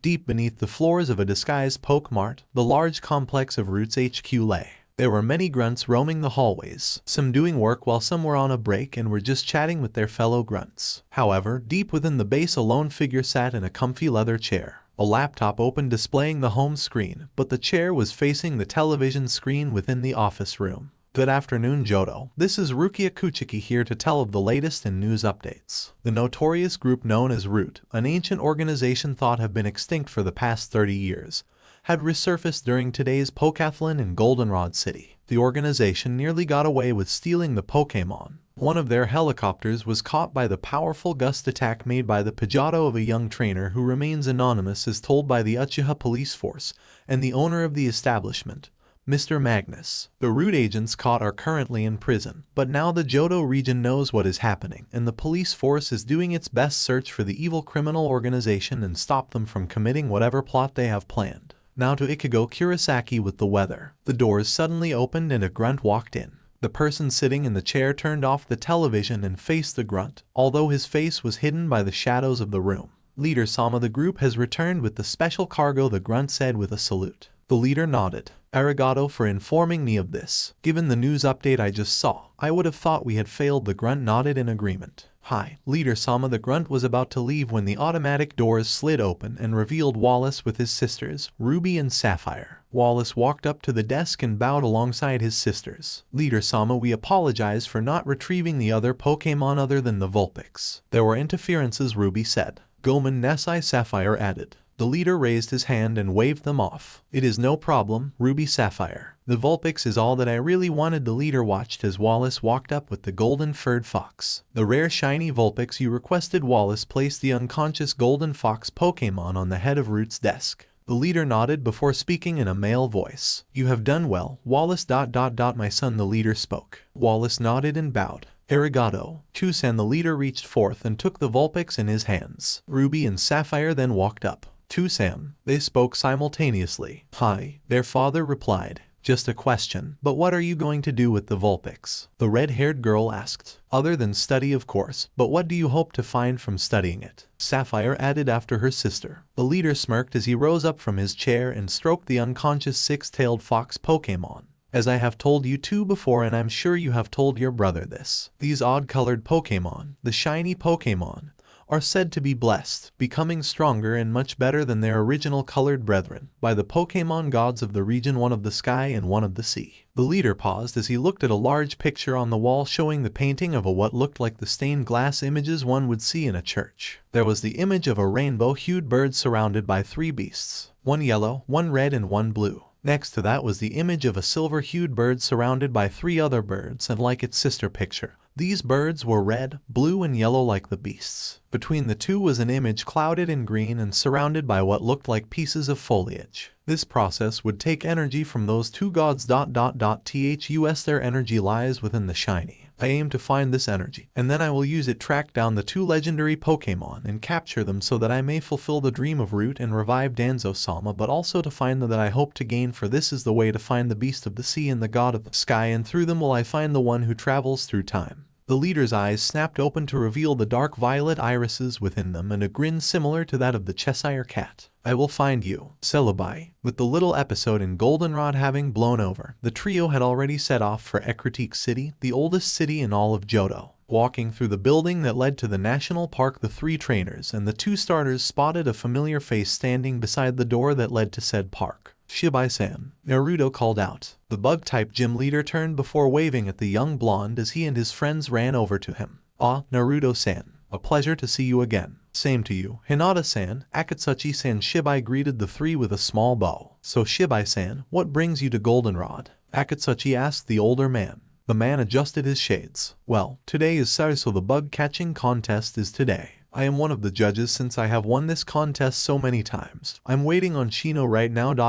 He and his canine-like friend are supposed to be. Tusan. A voice suddenly appeared out of nowhere, scaring the hell out of the three trainers, Quilava and Espion. Shibai just stood there like a statue as he waved to his son. Shino, glad you could make it. What the? Shino, don't do that. Naruto yelled. Shino tilted his head in confusion as Spinarak crawled atop his head. What exactly did I do, Naruto-san? The bug-type user questioned. The boy was prevented from replying when Kiba and Akamaru jumped out from behind the boy and went boo, growl. This caused Naruto to react in surprise and suddenly lash out, nailing both boy and Pokemon in the nose with a punch each. Itai, what the hell was that for Baka? The brown-haired boy said as he checked to see if he was bleeding. Gomen Nasai, Kiba Akamaru, but you surprised me and I just reacted. Akamaru let loose a small ember at Naruto only for Quilava to suddenly jump in the air and eat the fire. Quilava smirked at its fellow fire type and then pointed at its mouth to say it wanted more to eat. This caused the entire group to sweat drop at the volcano Pokemon's gluttony. So, Shino, are you going to enter this bug-catching thing? Naruto asked. Shino nodded. Hi, this will be my 4th time entering. I have done it before when I was younger. I aim to catch a powerful Pokemon so as to match that Heracross of yours when we meet in the league, Shino replied. Kiba snorted at that. What makes you say, Dobe here is going to even get into the Silver Conference? Shino. Well, I nearly beat you, didn't I? Naruto asked, causing Kiba to turn red with rage. Urusai, Baka, he said, hitting Naruto over the head. The blonde glared at his rival before they began to get into a small scuffle. A small anime dust cloud forming around them as chibified limbs and insults flew through the air. Hinata giggled at her crush's actions as she saw the dust cloud die down to find he had Kiba in a headlock and giving the boy a painful noogie. Og Naruto. The canine trainer tried desperately to free himself only for both boys to stop their scuffle as they saw the intense look that Shibai was giving them. Well, as intense as a sunglasses hidden look could be anyways. Yash, well, Shibai-sen. Can I join the contest too? The blonde trainer asked. I would like to join too. Hinata twiddled her fingers. Count me in. If that blonde Baka is in, so am I. I'm not going to lose to you. Shibai sweat dropped as he saw the boys glare at each other. It was like Minato and all over again, except with more lightning between their eyes and less lightning from 2 overly powerful electric Pokemon fighting each other. Alright, you two calm down, Akatsuchi said as he grabbed the 2 boys by their collars to prevent them from mauling each other again. Shibai then told the group to follow him. The group gazed in awe as they saw how large National Park was. The area was beautiful to say the least. Every single piece of vegetation was a healthy green color. Numerous bug-type Pokemon crawled around the area before going into the tall grass further along the length of the park. Sugoi, Hinata whispered. However, her thoughts of how peaceful the park was were crushed as a few loud trainers came through to meet the Azalea gym leader. Aburame-sama, can we begin the bug-catching contest now? One asked. A bug net was strapped to his back and he was gripping it as if his life depended on it. Shibai nodded before leading the contestants, minus Akatsuchi since he didn't want to join, to the area of the park which had extremely tall grass. Shibai looked over his contestants, Naruto, Kiba, Shino, Hinata and 3 other trainers. He spotted Akatsuchi sitting on a park bench looking at the Butterfree fly by, before getting hit in the head with a rock by a young toddler, causing the large man to comically fall off his perch and meet the ground, his Geodude gaping in shock at seeing its trainer being assaulted. Shibai shook his head as he tried to contain the want to laugh, but being an Aburame he couldn't show emotions. Well, not much emotion anyways. He adjusted his sunglasses before turning back to the others. Alright, the rules are simple. A few net balls are given to each of you. Shibai held up the Pokeball. Its top half was blue, but was decorated with black stripes that made it look like a web. You will use these net balls alone to catch your bug Pokemon. Anything else and you will be disqualified. You are limited only to these 5 net balls. Now then, you must first catch a bug-type Pokemon within the given time limit of 10 minutes. The Pokemon caught are ranked in terms of rarity, so say you catch a Caterpie or a Weedle. You have a more likely chance of losing since those are common bug types, but if you catch a rarer Pokemon such as a Scyther or a Pinsir, then you have a more likely chance of winning. Naruto raised his hand. Hi, Naruto-san. Shibai-san, what do you do if say 2 competitors catch a Scyther and 1 catches a Pinsir? Or if 2 competitors catch the same Pokemon? How do you rank that? Excellent question. If 2 trainers or more trainers catch a Pokemon of equal rarity, then I will use my level reader to determine its strength. Therefore, the Pokemon with the higher level will win, Shibai explained. Shibai-san. Hinata questioned. What if, say you catch a Beedrill which has a higher level than a Scyther or Pinsir, would you still win? The gym leader shook his head. No, the contest is more or less based on rarity. The only time levels will be put into consideration would be if you caught a Pinsir, and Shino caught another Pinsir. Then I would to compare levels to see which one is stronger. Hinata nodded in understanding. Are there any more questions? Shibai asked. The contestants shook their heads and Shibai nodded before handing each of the contestants their net balls. Alright, the timer starts. Shibai took out a small alarm clock, kitchen timer from who knows where, causing everyone to sweat drop. Now. He clicked the top of the clock and the timer began to count down from 10 minutes. The contestants raced into the grass and the bug catching contest began. With Akatsuchi, the rock-type trainer, after recovering from the swollen lump on his head that the toddler had inflicted upon him with a rock, walked through the park, Geodude floating beside him, as he saw Naruto and Hinata, along with their partner Pokemon, run into the grass. Akatsuchi thought for a while. Those two are always catching new Pokemon. Maybe it's time I catch a new rock-type. Akatsuchi thought before taking out his red poke gear. He activated the map card and saw that the ruins of Alph were nearby. And where there were ruins, there tended to be rock-type Pokemon. Akatsuchi looked at his Pokeballs on his waist. Geodude, Onix, Sandshrew and Zubat. He had caught the Zubat on a mere whim,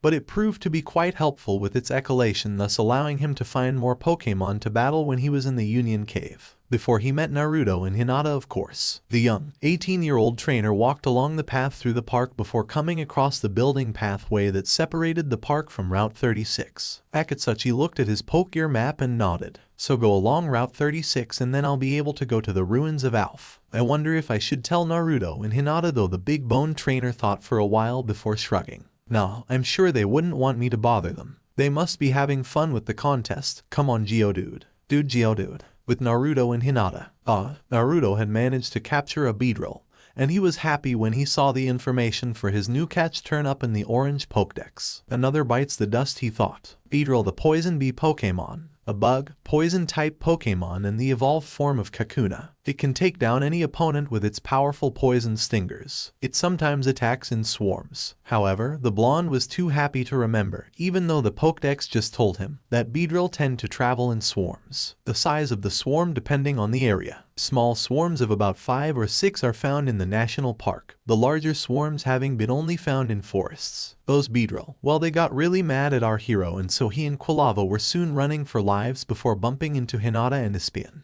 Naruto quickly grabbed the blue black-haired girl bridal style and continued to run as Quilava had Espion on its back. Naruto-kun, what's wrong? She yelled over the wind rushing through her ears. Who knew Naruto could run so fast? Beedrill, angry run. Hinata's head tilted in confusion, but then looked back and her eyes widened as she saw the Beedrill, and then she realized that Naruto was in close contact with her, causing her to nearly faint. She managed to remain conscious though and began to notice that her weight was probably slowing him down as she saw Quilava and Espion running past them. She dropped out his arms, much to her chagrin, and noticed Naruto suddenly take on a burst of speed as the extra weight left him. Hinata by his side as she managed to keep pace with him. It was only after a minute of running that Hinata realized just how large the grassy area was. Interesting, she thought. Quilava and Espion were firing fireballs and blasts of telekinetic energy, but no matter how much they tried to fight back, the Beedrill kept chasing them. This is not fun, Naruto exclaimed. Hinata rolled her eyes at that, her shyness disappearing due to the adrenaline pumping through her. You think? She shouted at the blonde. Meanwhile, it was so peaceful. Akatsuchi hummed to himself as he walked along Route 36. He looked at the tall trees and saw the flocks of Pidgey flying above him. He glanced down at the brown earth before kicking a small stone. The stone flew through the air before impacting with a tree. An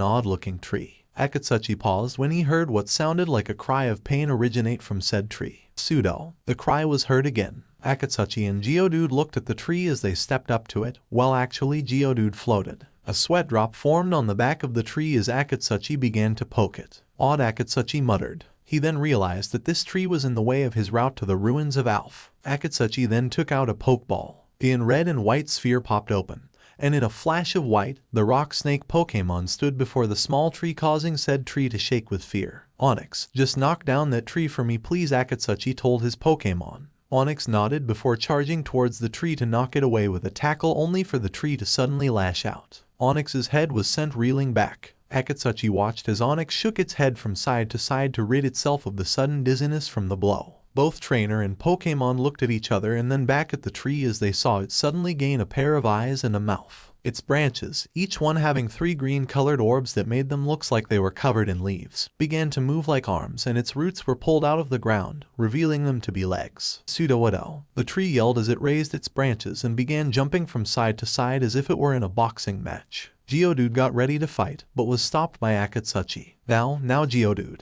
you may be my partner, but Onix deserves a bit of battles, don't you think? Geodude frowned a bit, but nodded before floating back to its trainer's side. The rock snake smirked at its chance to finally get in some action. Ever since that little scuffle in Slowpoke well back in Azalea Town, Onix was barely let out to do battle, only to eat and maybe get in a few practice battles with Geodude and Sandshrew. Akatsuchi took out his miniature Pokemon guidebook and went to the Pokemon section, and looked at the page where the tree-looking Pokemon was shown. Sudowoodo, the imitation Pokemon. A rock-type Pokemon. It disguises itself as a tree to avoid attack. It hates water, so it will disappear if it starts raining. Akatsuchi put away the book and smirked. Finally, another Pokemon to add to my team. Alright, Onix, use Dig. The large Pokemon roared before diving beneath the ground. Sudowoodo looked around the area for the rock snake Pokemon. Suddenly the earth began to rumble and Sudowoodo was struck by the large spike atop Onix's head as it burst out of the ground. Sudowoodo flipped through the air before descending towards Onix. The imitation Pokemon's eyes gained a serious look in them before it suddenly disappeared from Onix's view. Akatsuchi's eyes widened as both he and Onix began to look around for Sudowoodo. Cheap trick. Using the same tactic that I used, Akatsuchi suddenly looked to see Sudowoodo appear out of nowhere and slam into Onix's side. A feint attack, and a strong one too, due to the fact that Onix lost its balance from the blow and fell to the ground. However, before Onix was about to hit the ground, Sudowoodo performed feint attack and struck Onix in the head and then went down low and lashed out with its right leg. The low kick hit its mark and Onix growled in pain. Onix Dragon Breath, Akatsuchi commanded. Onix nodded before wrapping its tail around Sudowoodo and slammed its fellow rock type into the ground before opening its jaws. A blast of green flame erupted from Onix's throat and struck the tree-like Pokemon. Sudowoodo screamed in pain from the blow. Onix then stopped before letting go of the opponent. Now use Rock Throw, Akatsuchi said. Onix dug its tail into the ground and suddenly heaved out a few larger boulders. It smacked the boulders towards Sudowoodo with its tail, but Sudowoodo ducked under one rock before spinning and striking out with a straight kick, shattering one boulder. It then grabbed the third one and sent it hurtling back towards the fourth, causing them both to crash into one another. The fifth rock, however, managed to get through and slam into the imitation Pokemon. Sudowoodo was sent skidding back. It looked up to see Onix charging forth with a tackle attack, but Sudowoodo jumped over it. It's defenseless in the air. Hit it down with your tail and then use Dragon Breath, Akatsuchi said. Onix lashed out with its, literally, rock-hard tail, but they were both surprised when Sudowoodo grabbed the tip of Onix's tail and used it to vault onto Onix's body. Sudowoodo then began to run up towards Onix's head, but Akatsuchi would have none of it. Use Dig to get it off. Onix dived beneath the earth and Sudowoodo was hit by the edge of the tunnel, sending it skidding off of Onix. Akatsuchi then gazed in shock as Sudowoodo suddenly gained a white-colored aura before diving down beneath the earth just like Onix. Kuso, it used Mimic. He gritted his teeth as he waited to see who would resurface. The earth rumbled and Akatsuchi smirked when he saw Onix, but that smirk became a look of disbelief as he saw Sudowoodo. Its arm raised skyward where Onix's chin was previously, showing it had gained the hit in the form of a powerful uppercut. Also, with Dig being a ground-type move, the attack was super effective and Onix was teetering.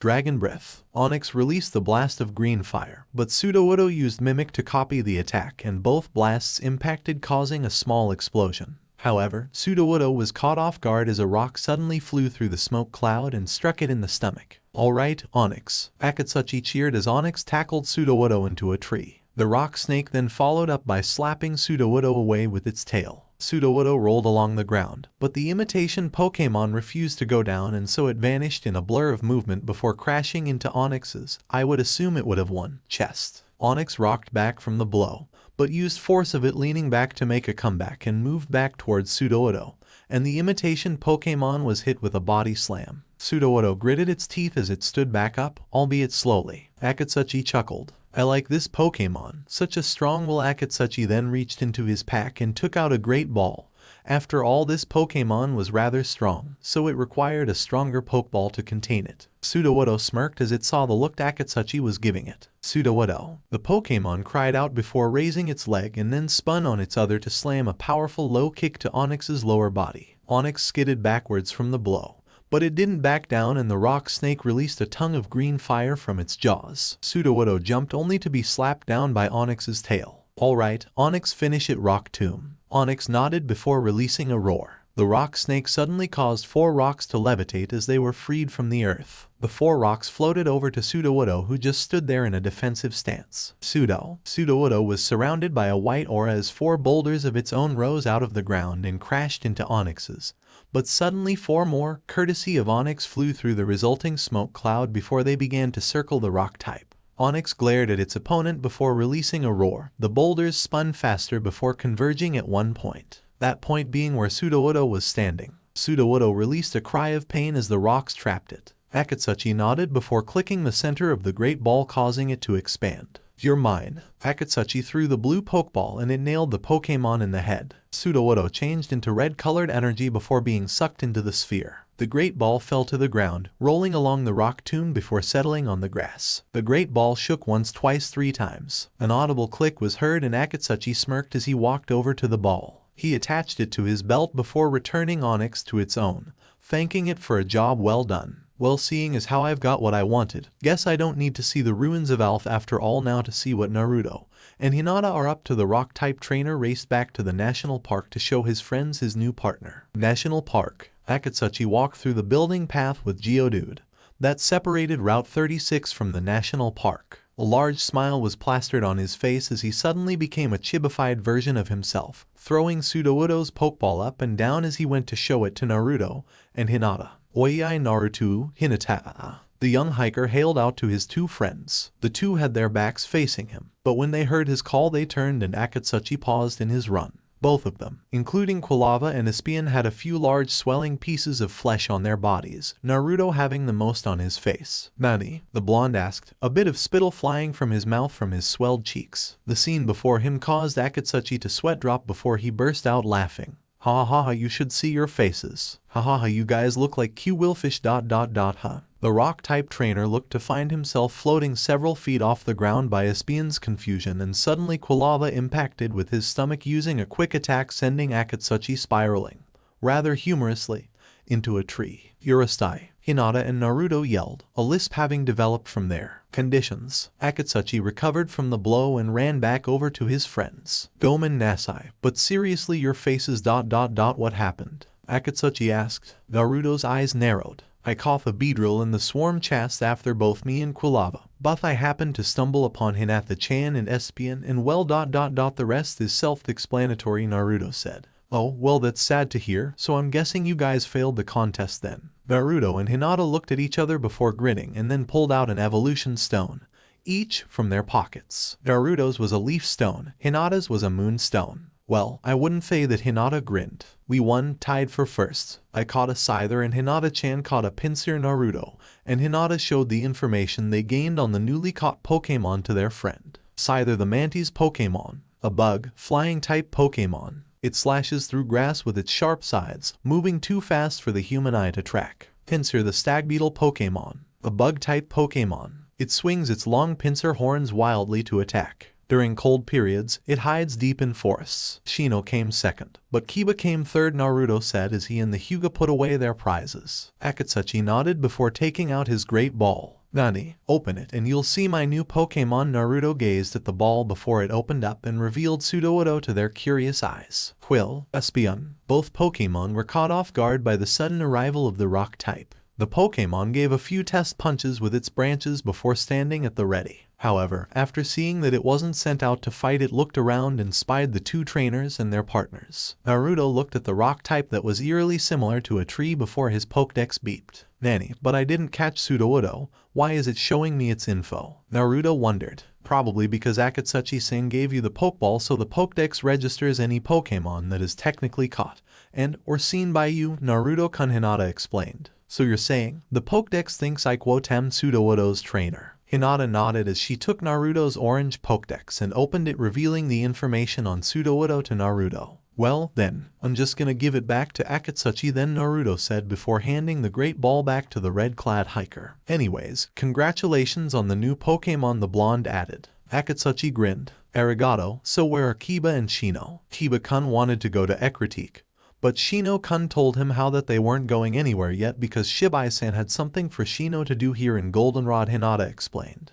Yeah, so enough about them. Let's go. Ekritique awaits along with my 4th badge, Naruto said. Quilava the volcano Pokemon followed after its trainer in excitement. Hinata and Espion followed soon after. Akatsuchi groaned as he and Sudowoodo and Geodude ran, floated after the duo. They're a nice duo, but for the love of all that is slow and steady, why do they have to run? Ekritique City. After the short trip through Route 36, after which Naruto and Akatsuchi had decided to battle the few trainers that were past the area where Akatsuchi had caught Sudowoodo. Naruto's Wooper had evolved into a Quagsire, and Akatsuchi's Sandshrew became a Sandslash, while his Geodude had become a Graveler as well. Alright, oh Hinata. Akatsuchi turned to the blue black-haired girl. Hi. Well, I heard that some Pokemon evolve through the use of trading, Graveler being one of them. Therefore, if you do a trade with me, you get new information on the Pokedex and I get a golem. It's a win-win. Hinata blinked as she processed what Akatsuchi just said before nodding. Hi. She took out her Nidoran's Pokeball and traded it for Gravelers before releasing the rock, ground type.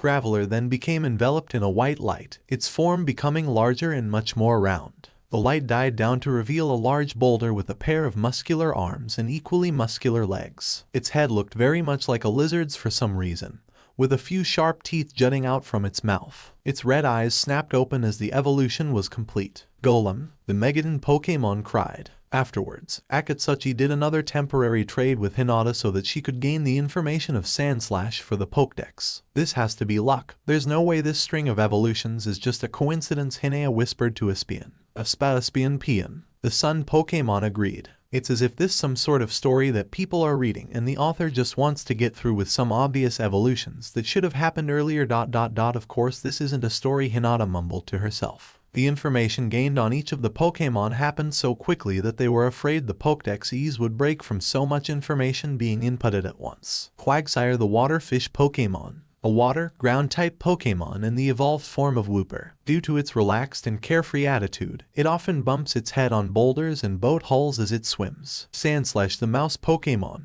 A ground-type Pokemon in the evolved form of Sandshrew. If it digs at an incredible pace, it may snap off its spike and claws. They grow back in a day. Graveler, the rock Pokemon. A rock, ground-type Pokemon in the evolved form of Geodude. With a free and uncaring nature, it doesn't mind if pieces break off while it rolls down mountains. Golem, the Megaton Pokemon. A rock, ground-type Pokemon in the evolved form of Graveler. It is capable of blowing itself up. It uses this explosive force to jump from mountain to mountain. With that done, they entered Ekritique City and were in awe at how the place seemed to be a blend of modern and ancient times. The homes were ancient Japanese-styled houses, but there was also a Pokemon Center and a Pokemart in place. They spotted the Ekritique Gym amongst the set of buildings, which was also a modernized piece of infrastructure. Alright, let's take a rest at the Pokemon Center and then we'll take Naruto to the gym, Akatsuchi said. The trio agreed, Quilava and Espion following right behind them. Akatsuchi decided to keep Golem in its Pokeball because Golem was rather slow when it didn't roll as a way to get around.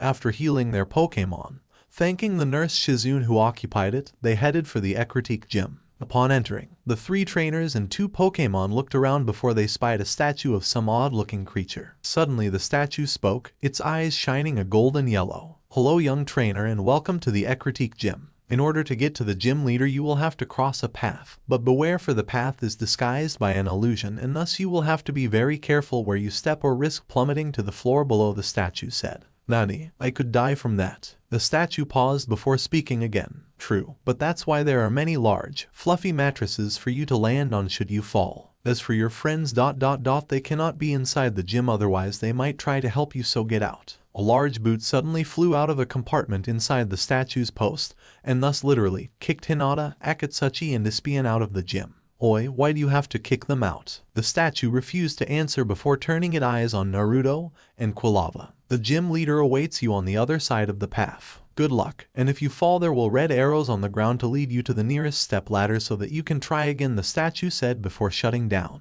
Naruto looked at Quilava before seeing the beginning of the path. Oh look, there it is ... this'll be a piece of cake, Naruto said. Quilava smiled as it followed behind its trainer. However, just as the two set foot on the narrow pathway, the place suddenly became dark. A spotlight shone down on Naruto and Quilava, but other than that, anything surrounding them was pitch black. Black fog clouds began to roll in from out of the blue ... or should I say out of the black. So this must be the illusion, Naruto said as he looked around him. The only thing he could see was himself and Quilava, but other than that, he was walking blindly. Quilava. Yeah, we should be careful, Naruto said as he carefully took one step at a time. The spotlight continuously shone down on them as the illusion kept them from seeing more than even a centimeter in front of them. But then the two came to a fork in pathway which he felt when he realized both his feet were on an area of the pathway that was beyond the width of the path. So Quilava, what do you think? Left or right? Quilava launched a small fireball to the left, but the light from the fireball was quickly extinguished when one of the black fog clouds seemed to swallow it up. Quilava's sweat dropped as its plan was countered before looking to the right. Quilava walked between Naruto's legs and headed to the right. Naruto followed only to suddenly feel himself falling. Naruto grabbed onto Quilava as the volcano Pokemon had fallen as well. The two descended, foreseeing themselves hitting harsh ground ... but that never came as they felt themselves landing on something soft and cushy. Quilava and Naruto opened their eyes to find themselves atop a fluffy mattress. Oh right, the statue said we would land on mattresses if we fell. Quilava the volcano Pokemon sighed in relief. Suddenly the floor lit up as red arrows pointed them in the direction of the ladder that led them back to the beginning of the pathway. Seems you fell, but for a first-timer you got pretty far, the statue's voice echoed throughout the illusion-covered gym. Oh, close your stupid mouth. Quilava, the evolved form of Cyndaquil, cried out before following its trainer back along the path. Once they came to the fork in the path, they turned left and continued to move through the black fog. Suddenly they saw a light through the fog. I think we made it through, Naruto told his partner. The fire type ran after its trainer before they both plowed through the smoke cloud only to suddenly come face to face with a wooden door. The area around them rippled before showing the pathway. It was actually an easy route. Go straight for a couple feet.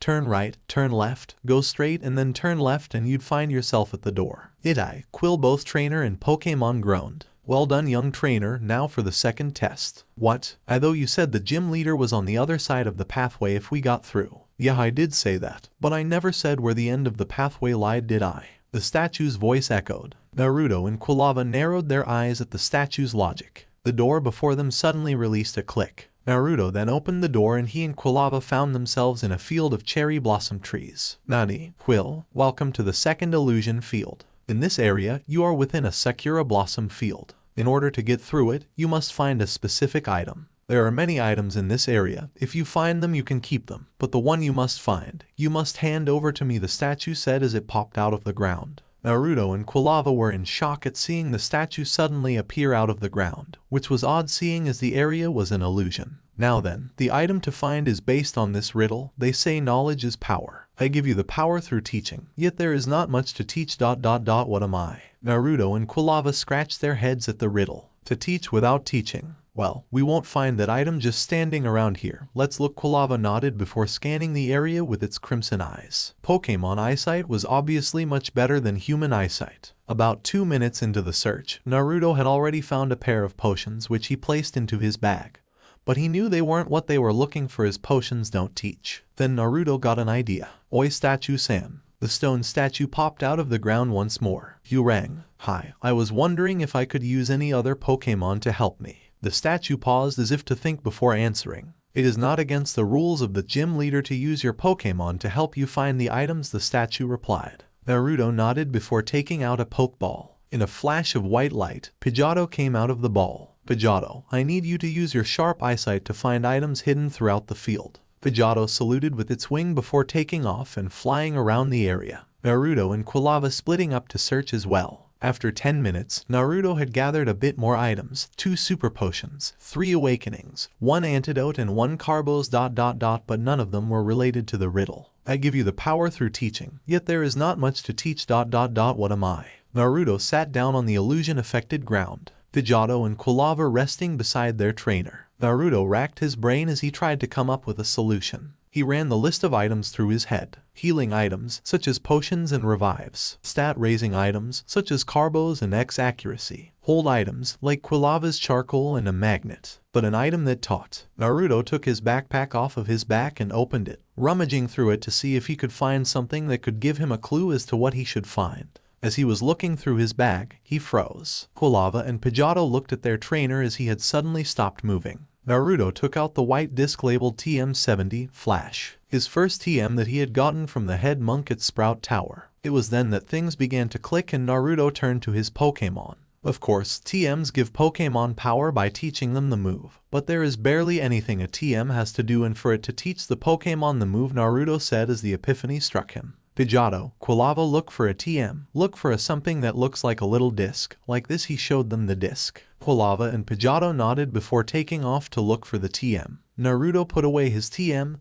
and got back up. Within a few minutes, Pidgeotto had returned with a purple-black disc. Naruto smirked as he twirled the TM on his finger as the statue resurfaced. Well done. You may proceed to the gym leader's room, the statue spoke. The area around the blonde trainer and his Pokemon began to ripple and swirl before the cherry blossom field seemed to shatter apart like glass, revealing them to be within a large white room. Naruto smirked before he and his two Pokemon exited the room through the pitch-black door in front of them. As they walked through the door seemed to slam shut on its own. The room was pitch black before light began to illuminate the area, causing Naruto, Quilava, and Pidgeotto to squint at the sudden shift in brightness. Naruto then looked around the gym to find it was a battlefield. White lines marked the boundaries on the pitch-black field. At the other end of the battlefield was a young woman. She looked to be around Kakashi's age, or at least 2 to 3 years younger. Her hair was black as a Murkrow's feathers and her eyes were an eerie crimson color. She wore makeup consisting of red lipstick and purple eyeshadow. Her outfit consisted of a red mesh armor blouse with only the right sleeve visible. Over this was very broad material which resembled bandages with a pattern on it similar to those of rose thorns. Her hands and upper thighs were also wrapped in bandages. She wore a pair of black sandals to complete the look. "So, you're my newest challenger?" the woman asked with a smirk. Naruto nodded as his sapphire eyes stared into her crimson ones. "Hi, I'm Naruto Uzumaki of New Bark Town," Naruto announced. The woman nodded as she snapped her fingers. Her shadow suddenly seemed to come to life before it extended outwards in front of her before rising out of the ground and taking on the shape of a haunter. Haunter, the ghost type, licked its lips with its extremely long tongue. "I am Kurenai, gym leader of Ecruteak City and master of illusions. I accept your challenge." Naruto nodded before sending out Pidgeotto. At that, the referee appeared out from behind a support column, scaring the shit out of the challenger and his Pokemon. It was as if he was a ghost or something. This is a 4-on-4 battle between Kurenai, the gym leader, and the challenger, Naruto Uzumaki of New Bark Town. The gym leader is permitted the use of 1 healing item. The challenger is able to use 3 healing items. Only the challenger is permitted to switch out Pokemon in the middle of the battle. The referee raised a pair of flags that he pulled out of nowhere, causing Naruto and his Pokemon to sweat drop as to where the referees kept those things. Teijime. The referee swung the flags down and the match began. Pidgeotto, gust attack. Pidgeotto flapped its wings rapidly and a large tornado came to life heading towards the ghost, poison type. Haunter, dive into the ground. Kurenai commanded. Haunter did as instructed and went into the ground before the gust attack could hit it and the tornado dispersed. Pidgeotto, keep your eyes peeled for that Haunter, Naruto said. Pidgeotto nodded before darting its head every which way in order to look for the dual type. Haunter then resurfaced directly underneath the flying, normal type. Pidgeotto, beneath you. Pidgeotto quickly flew higher up as Haunter chased after it. Kurenai gritted her teeth as she saw her Pokemon chase after her opponents. With Haunter being a ghost type, it could barely do anything against Pidgeotto since it was part normal type. But with Pidgeotto's gust attack, Naruto would be able to do damage to her Pokemon. Pidgeotto, use quick attack, Naruto commanded. Kurenai quirked her eyebrow as she thought the boy would be smarter than that. You do know normal type attacks don't work on ghost types, right? Kurenai asked. Naruto grinned as he saw Pidgeotto phase through Haunter. Yeah, but that was just to get close. Pidgeotto, gust. Pidgeotto flapped its wings and Haunter was suddenly caught in a large wind circulation system. Haunter spiraled up and around the tornado, the slashing winds hurting its body. Kurenai's red eyes widened as the plan the boy had put together, using quick attack as a means to gain close proximity so that it wouldn't allow much room to dodge his attack. Kurenai grinned. This might be fun, she thought. As Haunter was released from the gust attack, Pidgeotto shot forth towards Haunter. Pidgeotto flapped its wings once more and a blue tornado shot forth. Naruto grinned as he thought it was a good idea to have taught Pidgeotto Twister. The dragon type move slammed into Haunter, causing it to slam into the ground. A small dust cloud formed from the impact before the downed ghost type was coked unconscious by the following gust attack. Kurenai returned Haunter to its ball before taking out another Pokeball. Ikuzo, Haunter. Another Haunter appeared on the battlefield, but Naruto could tell that this one seemed stronger than the last. Pidgeotto, Twister. Pidgeotto released a powerful Twister as it flapped its wings, but the ghost, poison type, merely grinned wider. Haunter descended into the ground before popping back out behind Pidgeotto. Naruto and Pidgeotto could only gape at the show of speed. Haunter then clenched its hands into fists. Sucker Punch. Haunter nodded before lashing out with a right hook, which Pidgeotto dodged with a barrel roll only to suddenly receive a second punch to the stomach from the left hand. Naruto gritted his teeth as he saw Pidgeotto had gotten hit, even with its superior speed. Use Gust. Pidgeotto called upon the Might Tornado, but before it could do it, Haunter's eyes shone. A deep red color filled its irises. Mean look. Kurenai commanded. Pidgeotto froze for a second before shaking its head and resuming the attack. Haunter was struck, but quickly recovered as Kurenai commanded it to use Nightshade. The Ghost-type move flew through Pidgeotto since it had no effect, but the move was merely a decoy as Naruto saw Haunter slam a brutal sucker punch to Pidgeotto's beak. Keep it up, Kurenai commanded. Haunter nodded before punching Pidgeotto again in the beak. It followed up with a 1-2 combo to the chest before grabbing Pidgeotto and flew down, performing a choke slam. Pidgeotto, the flying type, released a cry of pain as it met the black floor of the gym. Pidgeotto, Twister. The dragon type move surrounded both Pokemon, and Haunter was sent flying back before being enveloped in another tornado as it followed up with Gust. However, as the Gust attack vanished, Haunter was also shown to not be there. Huso Naruto looked around at the ground to see where Haunter would pop out, but unknown to him and Pidgeotto, Haunter was not in the floor. Kurenai released a cough. The two challengers looked to see Kurenai smiling at them before pointing up. Both trainer and Pokemon looked up to see Haunter descending from the ceiling. Haunter, the Pokemon, slammed a powerful punch to Pidgeotto's head, sending it spiraling downwards before it followed. Haunter grabbed the flying, normal type and then planted 2 uppercuts to its lower beak before spinning to gain momentum and slammed another sucker punch to the stomach. Pidgeotto, rotate to steady yourself and then charge. Pidgeotto complied and charged towards Haunter, a blue glow surrounding it. U-turn, Naruto commanded. Pidgeotto crashed into Haunter with terrific force, sending the ghost type flying into the wall. Haunter shook its head as it saw Pidgeotto suddenly glow with red energy as it prepared to go into its Pokeball. However, Nanny, why won't it go back? Naruto asked. Remember, I used Mean Look earlier on your Pokemon, so as long as Haunter remains on the battlefield or until Pidgeotto faints, you cannot return Pidgeotto to its ball, Kurenai said with a seductive-looking smile. Naruto's eyes widened in shock before he saw Pidgeotto get hit with a powerful sucker punch. The flying, normal type spiraled through the air before being grabbed by its head as Haunter appeared out of the shadows of the battlefield. It then turned Pidgeotto around and grinned as it licked its lips. Hypnosis, Kurenai commanded. Pidgeotto stared into Haunter's, now electric blue, eyes. Pidgeotto tried to look away. Pidgeotto strained to keep its eyes open, but it began to feel drowsy, its head leaning dangerously to the left before its eyes closed. Pidgeotto fell asleep. Now finish it off with a final sucker punch. Haunter nodded before punching Pidgeotto downwards. The dual type fell to earth, but was returned to its ball before it could hit the ground. Pidgeotto was unable to battle. Kurenai-sama wins, the referee said as he raised the red flag.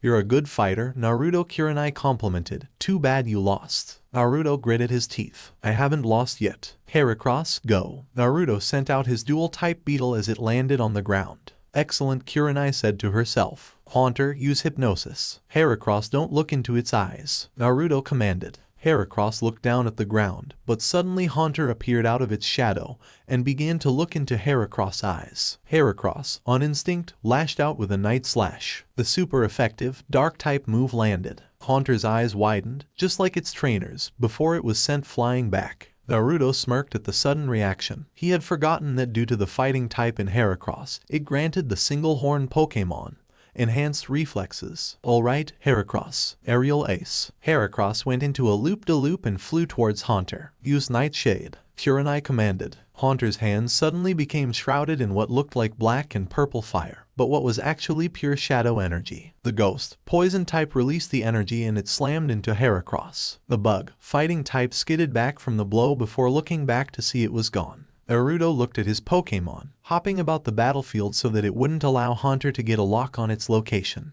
Okay, Heracross has only Aerial Ace and Night Slash to fight off Kurenai's ghost types. So, guess I'll have to use Night Slash since it's the most effective, Naruto concluded. Heracross, stand still, Naruto commanded. Heracross nodded before standing still, but its arms were raised to protect itself as a precaution. A nightshade appeared from the ceiling, striking the bug, fighting type sending it to the ground. Heracross quickly rolled to avoid any follow-up attack before jumping back to its feet. Haunter then appeared to Heracross left and let loose a strong sucker punch, nailing Heracross in the head.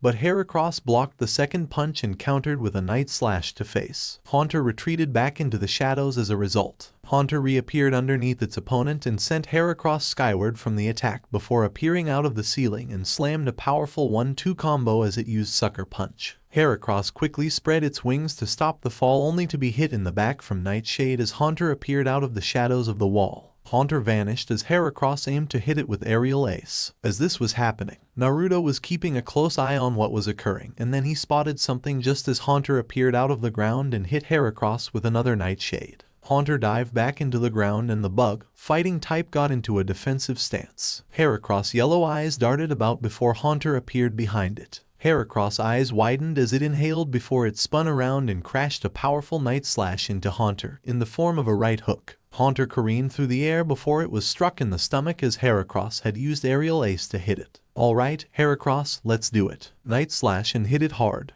Heracross nodded before slamming a powerful punch to Haunter's jaw and followed up with another punch. An uppercut met Haunter's chin, sending it upwards before Heracross used Aerial Ace to send it higher, while also coupling it with a night slash, using the momentum from Aerial Ace to allow the move to hit harder. Now for the finisher. Heracross nodded before rapidly releasing night slashes against Haunter's body before flipping and slamming the final blow in the form of a chop. Haunter fell to the ground and groaned as the resulting dust cloud died down. Swirls replaced its eyes, showing it had fainted. Haunter is unable to battle. Heracross is the winner, the referee announced, raising the green flag. Nani. Kurenai was in shock. There was no Pokemon she had ever fought that was able to sense Haunter when it resurfaced. Only another ghost type was capable of doing so. How did you know where Haunter was going to come out of next? You really want to know how Heracross sensed Haunter? Naruto asked as he applied a super potion and a potion to Heracross. Kurenai nodded and her crimson eyes widened as she saw him pointing at Haunter's body. Haunter, being the evolution of Ghastly, is a Pokemon made entirely out of gas. I used this same method to find my rival's Ghastly in a battle when it hit underground. Before Haunter rises up, I noticed that Haunter always released a small wisp of gas before it would rise out. Of course, this was just a guess until I saw it become more frequent, the blonde explained. Also, the gas releases a pungent smell, similar to that of ammonia. Although, Haunter's smell is not as pungent, so it's not very noticeable. But with the amount of times you had Haunter use that tactic, the more concentrated the scent became, and the highest area of concentration of that smell would be wherever Haunter would pop out of next, since the rest of the gas would have diffused throughout the battlefield. Kurenai's eyes widened in shock at the explanation. To think that such a young boy would see such a minute detail. Most people tend to become frightened as they see their Pokemon being beaten senseless, which I'm sure he was, but he remained calm throughout the battle and was able to make a counterattack. Kurenai returned Haunter to its ball before taking out her third Pokemon. You are quite the trainer, young Naruto ... but prepare to meet my second most powerful Pokemon, Kurenai said as she hit the button on the sphere. The red and white sphere was hurled before opened and revealing the evolved form of Haunter. Jinger. The Pokemon drawled out its name as it floated a few inches off the ground. The red-eyed Pokemon licked its lips as it watched the panting Heracross. Naruto noticed how tired his Pokemon was before returning it. You did a good job, buddy. Naruto put away the dual-type Pokemon before taking out another ball. Time to get you into a real battle. Go, Quagsire. Quag.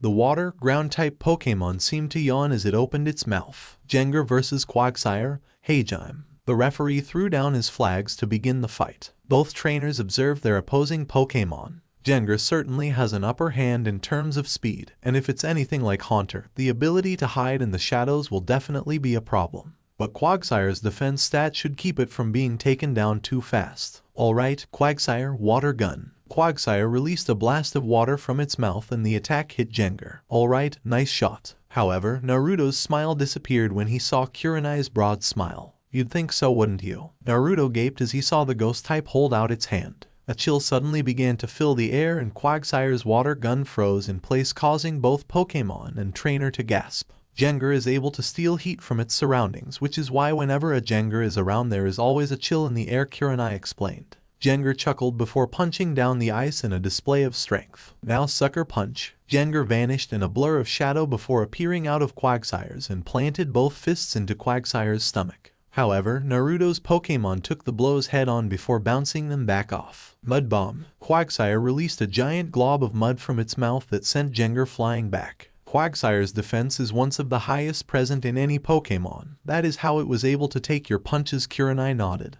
The boy was definitely a challenge. Alright, then if Sucker Punch won't work, then how about this? Hypnosis. Jengar's eyes glowed in a color similar to the color of its trainer's irises. Quagsire stared into the eyes of Jengar before dead silence was heard. Did it work? Naruto asked the gym leader. Jengar and Kurenai looked at each other as they saw Quagsire's eyes were still open.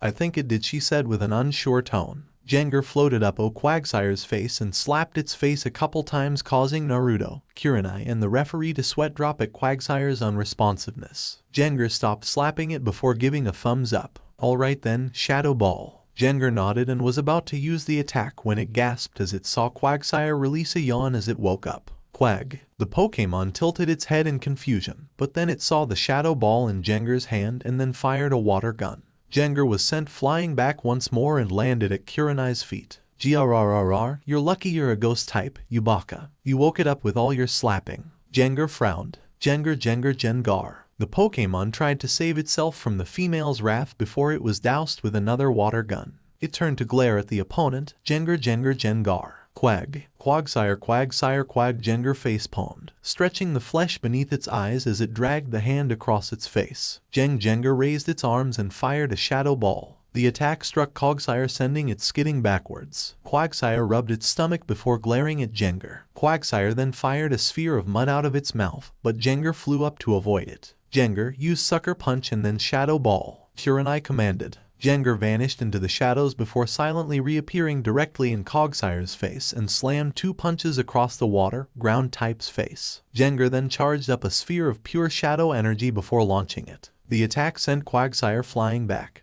but the water fish Pokemon flipped before landing on its feet. Mud Shot. Quagsire fired a stream of mud and nailed Jengar in the face, hurting and blinding it. Now follow up with Water Gun and then use Mud Bomb. Quagsire complied as it released a jet of water. Jengar had managed to relieve itself of the mud on its face before seeing the water gun. It quickly took away the heat in the air, and the water gun froze before Jengar kicked the frozen stream, sending ice shards towards Quagsire. The water, ground type raised its arms to defend itself before launching the mud bomb. Jengar quickly dodged the attack and countered with a shadow ball. Quagsire, hit it back with your tail. Quagsire nodded before spinning and slapping the shadow ball with its thick, heavy tail. The ghost-type attack flew skyward and blew a clean hole in the ceiling. Both Pokemon began to fire sucker punches and mud shots respectively in a never-ending exchange of attacks. Jengar, Hypnosis. Use Water Gun to stop it. Jengar avoided the stream of water before it turned to see a stream of mud come its way.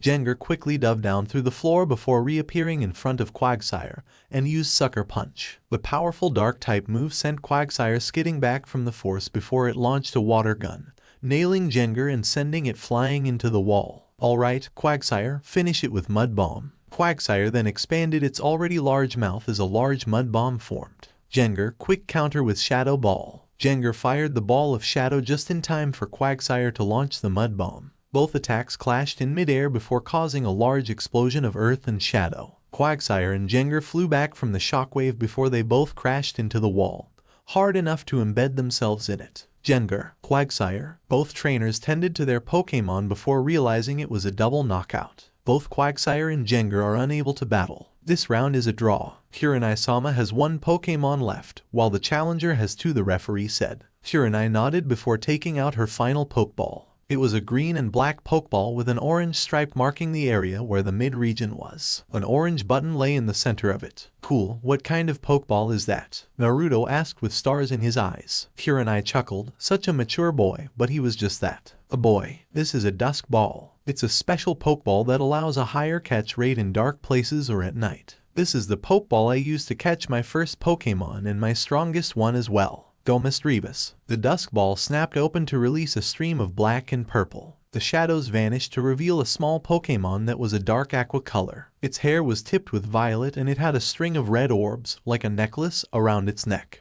Its clear was yellow and it had red arceus. Mischievous, the feminine ghost type, spoke with a seductive tone. Naruto looked at the Pokemon. Another ghost type ... Let's see if Heracross can handle it, he thought before sending out said Heracross. The single-horned Pokemon punched its fists together as it was ready to battle. Naruto nodded as he looked at his Pokemon. He had already used up 2 of his items and he only had a limit of 3 to use ... He couldn't waste it, so he had make sure Heracross could get through with this. Alright, Heracross, Night Slash. Heracross' claws became shrouded in a dark aura. Heracross raced towards Mischievous only for the Pokemon to giggle like a little girl as it avoided every single one of the attacks. Mischievous then flew up and giggled once more as Heracross glared at it. Heracross Aerial Ace. Heracross flew towards Mischievous only for its eyes to suddenly become a rainbow of colors. Cybam, Kurenai commanded. Naruto's eyes widened as he saw the powerful psychic move crash into his Pokemon, sending it to the ground. Heruk. The Pokemon gasped in pain as it met the harsh ground. Mischievous then flew down and giggled as it floated above Heracross. Heracross gritted its teeth before leaping to its feet and lashing out with a Night Slash. Mischievous avoided the attack before making a tisk-tisk sound. Kurenai chuckled before saying one word. Scream. Mischievous took in a deep breath and then released a high-pitched screech. Heracross' eyes widened as it felt like it was going to go deaf. Naruto was the same way as he clutched his ears in pain. Heracross' pupils suddenly dilated and its vision began to blur. Space began to swirl and warp, and suddenly Heracross found itself in a Sakura blossom field, tied down to a tree trunk by a large root. Heracross struggled to free itself from its bindings, but it froze when Mischievous suddenly appeared in front of it. The ghost type giggled a bit, its eyes in the shape of upside down us. Heracross growled as it tried to free itself using Brick Break, but Mischievous' eyes snapped open. Mischievous. The Cybam lashed out and crashed into Heracross' body, sending it flying through the air. The illusion around it shattered as a result of the pain Heracross felt before it impacted with the wall. Heracross. Naruto called out to his Pokemon only to see Mischievous suddenly in front of his Pokemon with a fully charged shadow ball in front of it. Finish it, Kurenai spoke, and with that a large explosion of shadow formed as Mischievous launched the attack at point blank. Heracross fell out of the imprint it had made in the wall, swirls in its eyes. Mischievous giggled, but suddenly grunted as a wound appeared on its forehead. Mischievous. Kurenai gaped in shock. Heracross had managed to get a hit in with Night Slash just before the shadow ball was launched. Mischievous grunted once more before flowing along the shadows of the gym to end up in Kurenai's and floated next to its trainer. Kurenai then used her single super potion to heal the ghost type. Naruto took out Heracross' great ball and returned it. You did an excellent job, Naruto said with a small smile. Heracross vanished into the ball as red energy before Naruto reattached the ball to his belt. Naruto looked up at Kurenai with fierce blue eyes. What happened, Kurenai-san? Naruto asked. Kurenai chuckled at the question. Mischievous releases screams to scare its opponents, but they can also be used to mess with the senses. Mischievous forms illusions upon screaming, and thus it is able to cause your Pokemon to freeze in place. The only way to escape is if the Pokemon is able to forcefully break out of the illusion, or if Mischievous itself releases the Pokemon, Kurenai explained. Naruto looked at Heracross' Pokeball with a frown before he bared his teeth at Kurenai. We end this now. You use your strongest Pokemon ... so I'll use mine,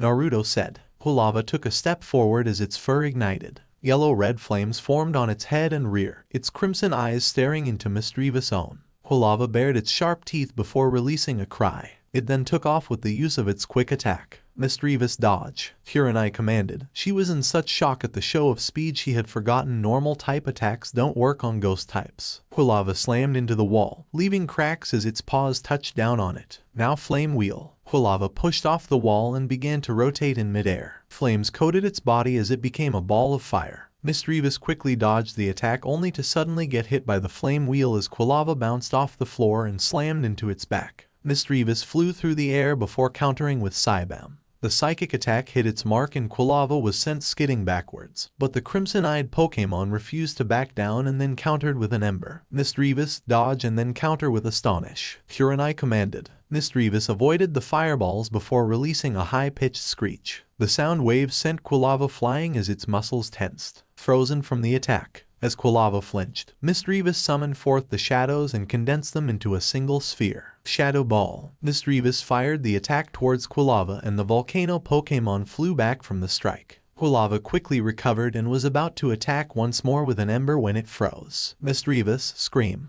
Quilava's pupils dilated and it found itself in the Sakura Blossom field, tied down by the root of one of the trees. Quilava cried out as it tried to free itself, only for it to freeze as Misdreavus appeared in front of it. Misdreavus, the Pokemon, purred as it licked Quilava's face. Quilava gritted its teeth before releasing a barrage of fireballs. Misdreavus vanished from view before reappearing to Quilava's left and let loose a shadow ball. Quilava released a cry, but unlike with Heracross, the illusion remained intact. Quilava, the volcano Pokemon, cried out in pain as shadow balls and Cybans bombarded it from all sides. Quilava struggled to hold on, trying to keep its eyes open so that it wouldn't faint. Quilava's eyes then began to close and thus darkness consumed the Pokemon's vision. "Hey there, guess you're going to be my partner then," Naruto said with a foxy grin at the Pokemon. Cyndaquil looked at the blonde boy with a surprised look, its mouth open. Cyndaquil seemed a bit scared as it backed away, but Naruto grinned at the fire mouse. "You're a fighter, I can see it in you and you got a lot of potential, Cyndaquil. So come on, how's about you me by Pokemon?"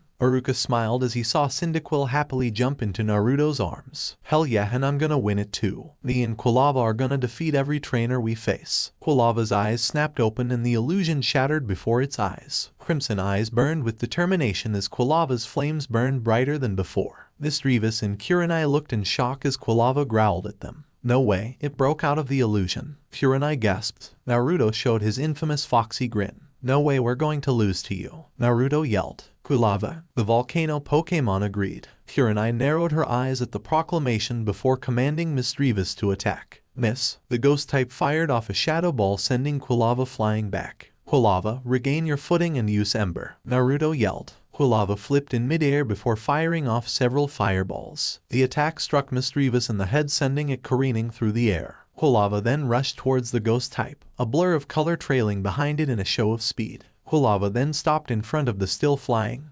Misdreavus. "Now Flame Wheel," Naruto yelled. Quilava rotated and slammed into Misdreavus, sending the ghost type soaring as it became encased in fire. Misdreavus then released a scream as the flames coated it, inflicting the burn status upon it. Kurenai cursed as she saw her Pokemon being beaten back by the storm of fire. Misdreavus, Psybomb. Misdreavus' eyes glowed with a rainbow of colors before unleashing the energy in the form of a powerful beam of psychic energy. The attack struck Quilava as it continued to roll towards Misdreavus, causing a large smoke cloud. "Hahaha, you've lost, Naruto." Kurenai smiled, only for her red eyes to widen in shock as a trail of smoke extended from the cloud. The smoke parted to reveal Quilava, eyes glowing red, the charcoal around its neck giving its fires more power. "Alright, Quilava, quick attack and then go into Flame Wheel," Naruto commanded. Quilava descended with such speed that Misdreavus didn't even have time to dodge as the Flame Wheel crashed down upon her. The flaming sphere that was Quilava sent Misdreavus into the ground and a pillar of fire erupted from the earth as a result of the attack before it died down, revealing a panting Quilava and an unconscious Misdreavus. Quilava looked back at Kurenai with fierce eyes, causing her to flinch. Quilava suddenly underwent a mood swing as it became happy as it ran towards Naruto. "Yada, way to go, Quilava." Quilava lava. The Pokemon nuzzled against its trainer. "Og hot." Quilava turned down the flame. The volcano Pokemon seemed to laugh at that before complying.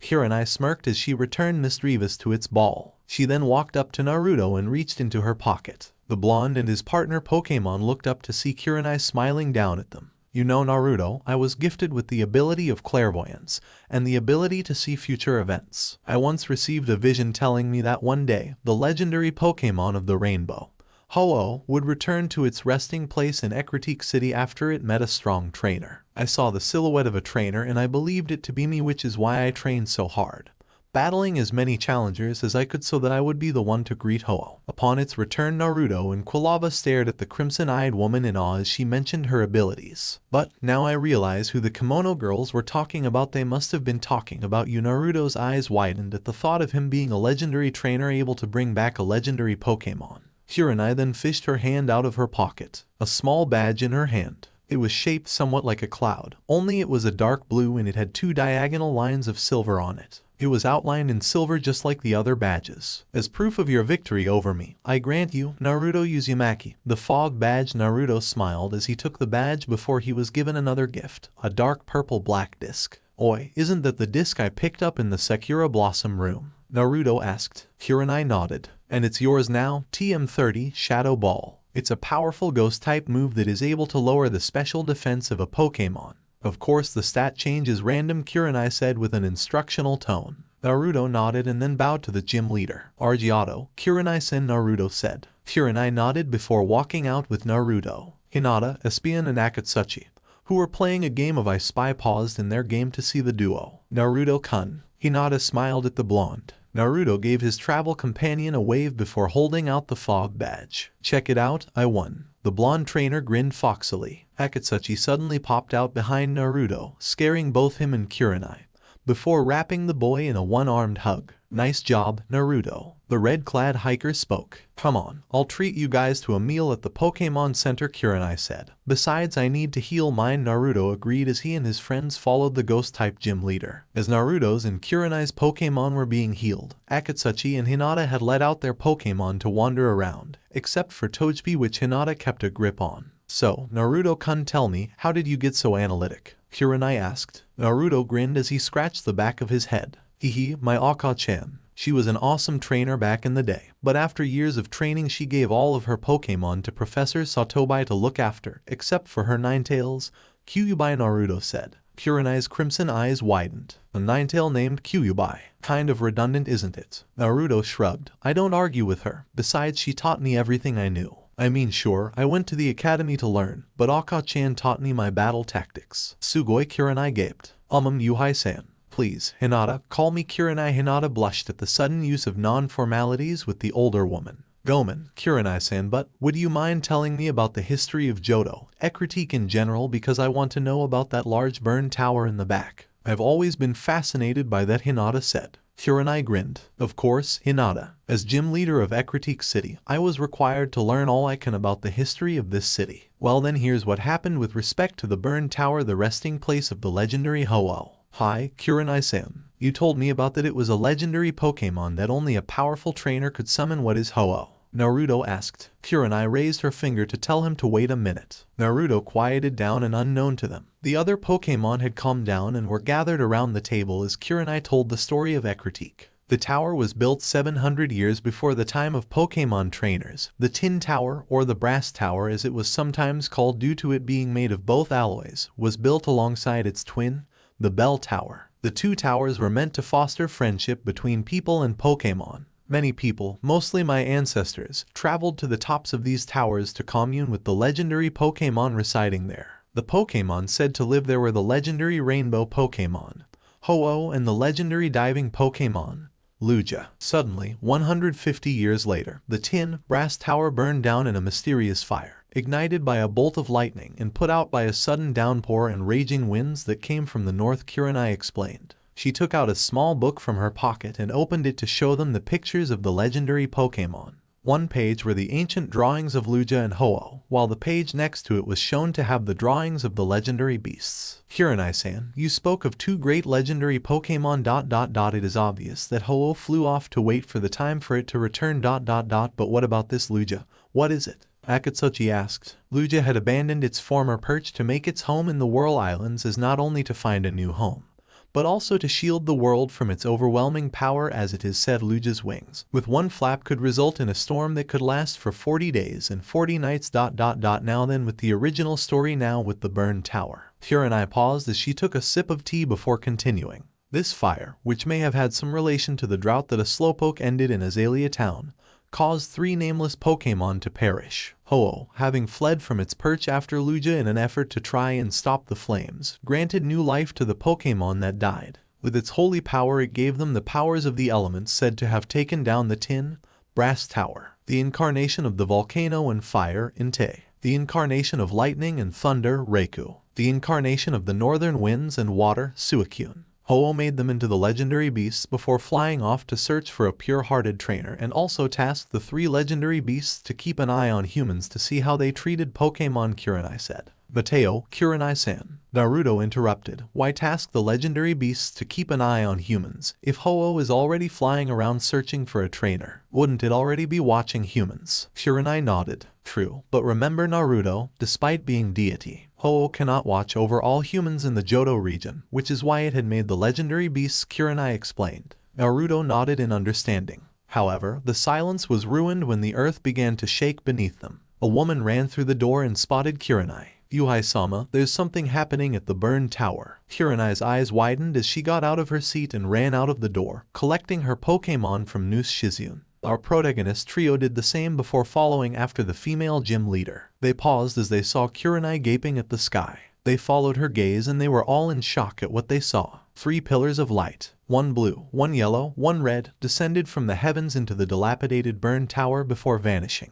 The earth stopped shaking as soon as the lights vanished. "Nani?" Hinata asked herself. The group took off after the gym leader and entered the burned tower, with the front door having been completely destroyed and thus irreparable due to the fire 150 years ago, and their attempts to fix it would have caused the entire tower to collapse due to the instability. The people of Ekritik had to make a stairway leading to the second floor and then made a ladder going down to the first floor of the tower. As they entered the tower, Naruto and Hinata gaped as they saw none other than Sasuke Uchiha standing in front of the ladder leading to the floor below. The raven-haired boy turned to see his rival and Hinata along with the Ekritik gym leader. "Team, where's Sakura-chan?" Naruto asked. The raven-haired boy turned to his rival before scoffing. "She wanted to stay back in Goldenrod for a while to buy some TMs for the contest in Olivine. I decided to go on ahead so as to wait for her here." He paused as he saw the crimson-eyed gym leader, her mischievous having appeared out of its pokeball of its own accord. Seeing the strength in the mischievous eyes,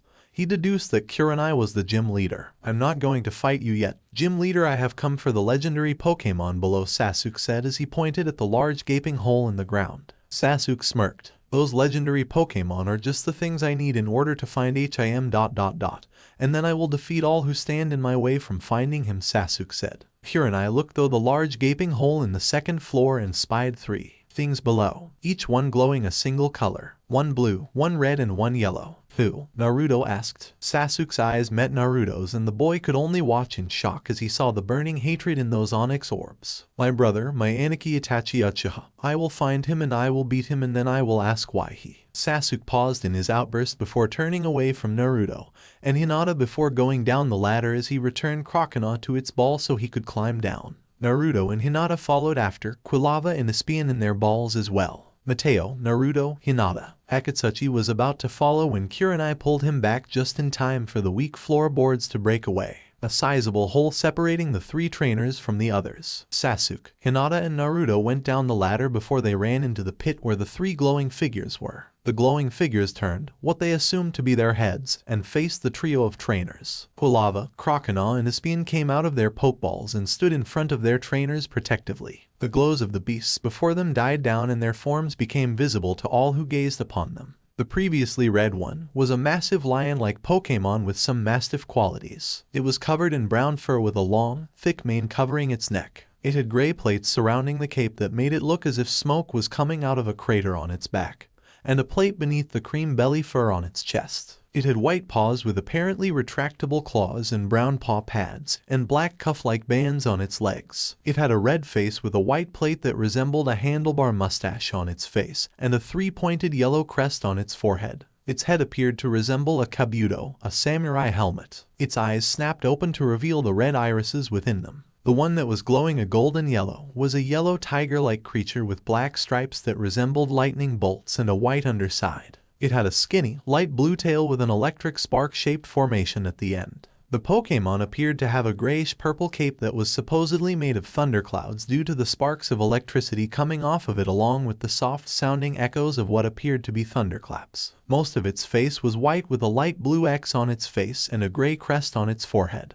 The Pokemon had red eyes and long fangs in its upper jaws that made its appearance similar to the saber-toothed cat. Its eyes were also red. The final one, which stood in the center of the 3, and had once been masked by the blue light, was an elegant, slim, blue mammal-like Pokemon with white diamond-shaped spots and a white underside. It had a purple, cape-like mane that resembled a northern aurora or a flowing river and 2 white streamer-like tails. It had a long, white snout, and unlike the other 2, its teeth were to be blunt, as if those of an herbivore. It had a hexagonal, aquamarine-colored crest on its forehead that resembles the antlers of a killin or slightly altered female sign, red irises, a protrusion on the underside of its chin, and small paws. Its paws had a small white oval on their underside. "Nani?" Sasuke gasped as he felt the power coming off of these 3 Pokemon in waves, their piercing gazes settling on the 3 before them. "What is this feeling?" Naruto said as the three of them fell to their knees. It's like ... we're being judged from just a glance alone, Hinata gasped out.